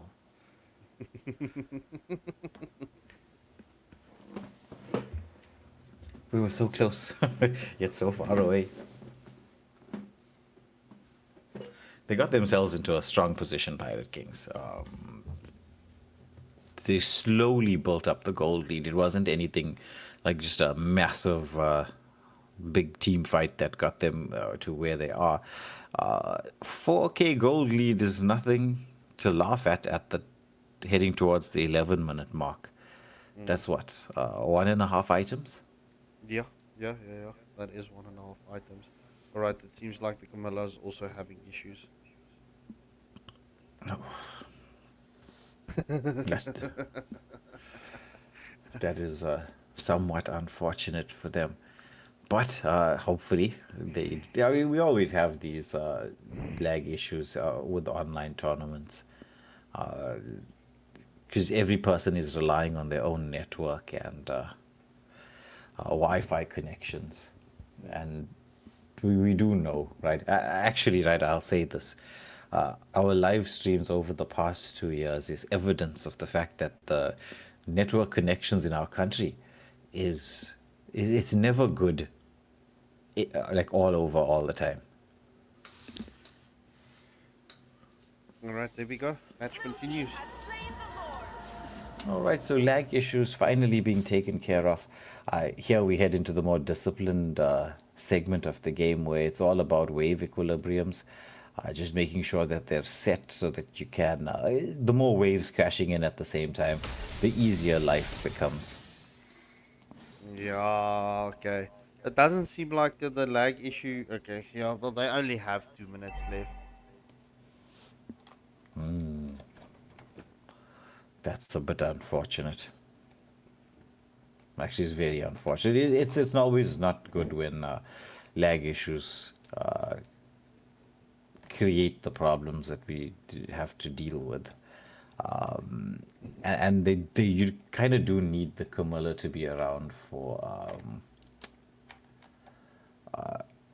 the defense.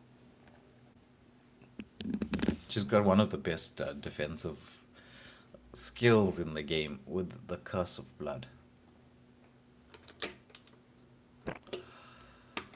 Alright, so it seems like the lag issues have been finally sorted out. Lord spawning up and moving up the top lane. Pirate Kings, as you can see, they're getting themselves into just the right position, but clearing the first wave is going to make wave equilibrium a little bit difficult. Because as you can see, there's the mid lane wave crashing in onto the tier 2 turret, and it's cleared out so fast. The Holy Shield still standing here in the bot lane. Look at Minsathar's wave clear speed. That's just insane. Lord being stopped by Starboy on the Irithel. But Jelby just making sure that they can get close to at least getting the Holy Shield down on the top lane. Moskov now taking down the final tier 2 turret. This should be the Holy Shield. Oh my goodness, the timing just worked out right. No Holy Shield. Now the full-on follow-up. Last Insanity has been committed, but it's a 2-for-1 trade-off. However, Suki with the knock-up onto everybody. The base is cracked open. It's only Starboy left. The waves are crashing in here, and that's our full team wipe. Triple kill going the way of Suyu. And Pirate Kings taking it 2-0. Yeah, and I think Kashmir's phone did die there at the end because he was back in the base. Any case, GG's well played to both teams. Zinx picking up the MVP with the Export and the MVP going to Unholy Potato with the Suyu. Oh, ladies and gentlemen, this was a quick evening. I mean, yeah, all 3 matches ending before schedule. Any case, yeah, Way, is there any final words before we end the stream? Well, thank you all for tuning in to watch. We'll be continuing tomorrow night with even more games and, well, what seems to be a lot of domination that we're going to see tomorrow. Which teams are going to come out on top? So once again, I will say this, reiterate the words. Thank you for tuning in to watch. It's a pleasure to cast you. And from myself, Waylander and Scarpskinko, we're going to have to say goodbye and good night.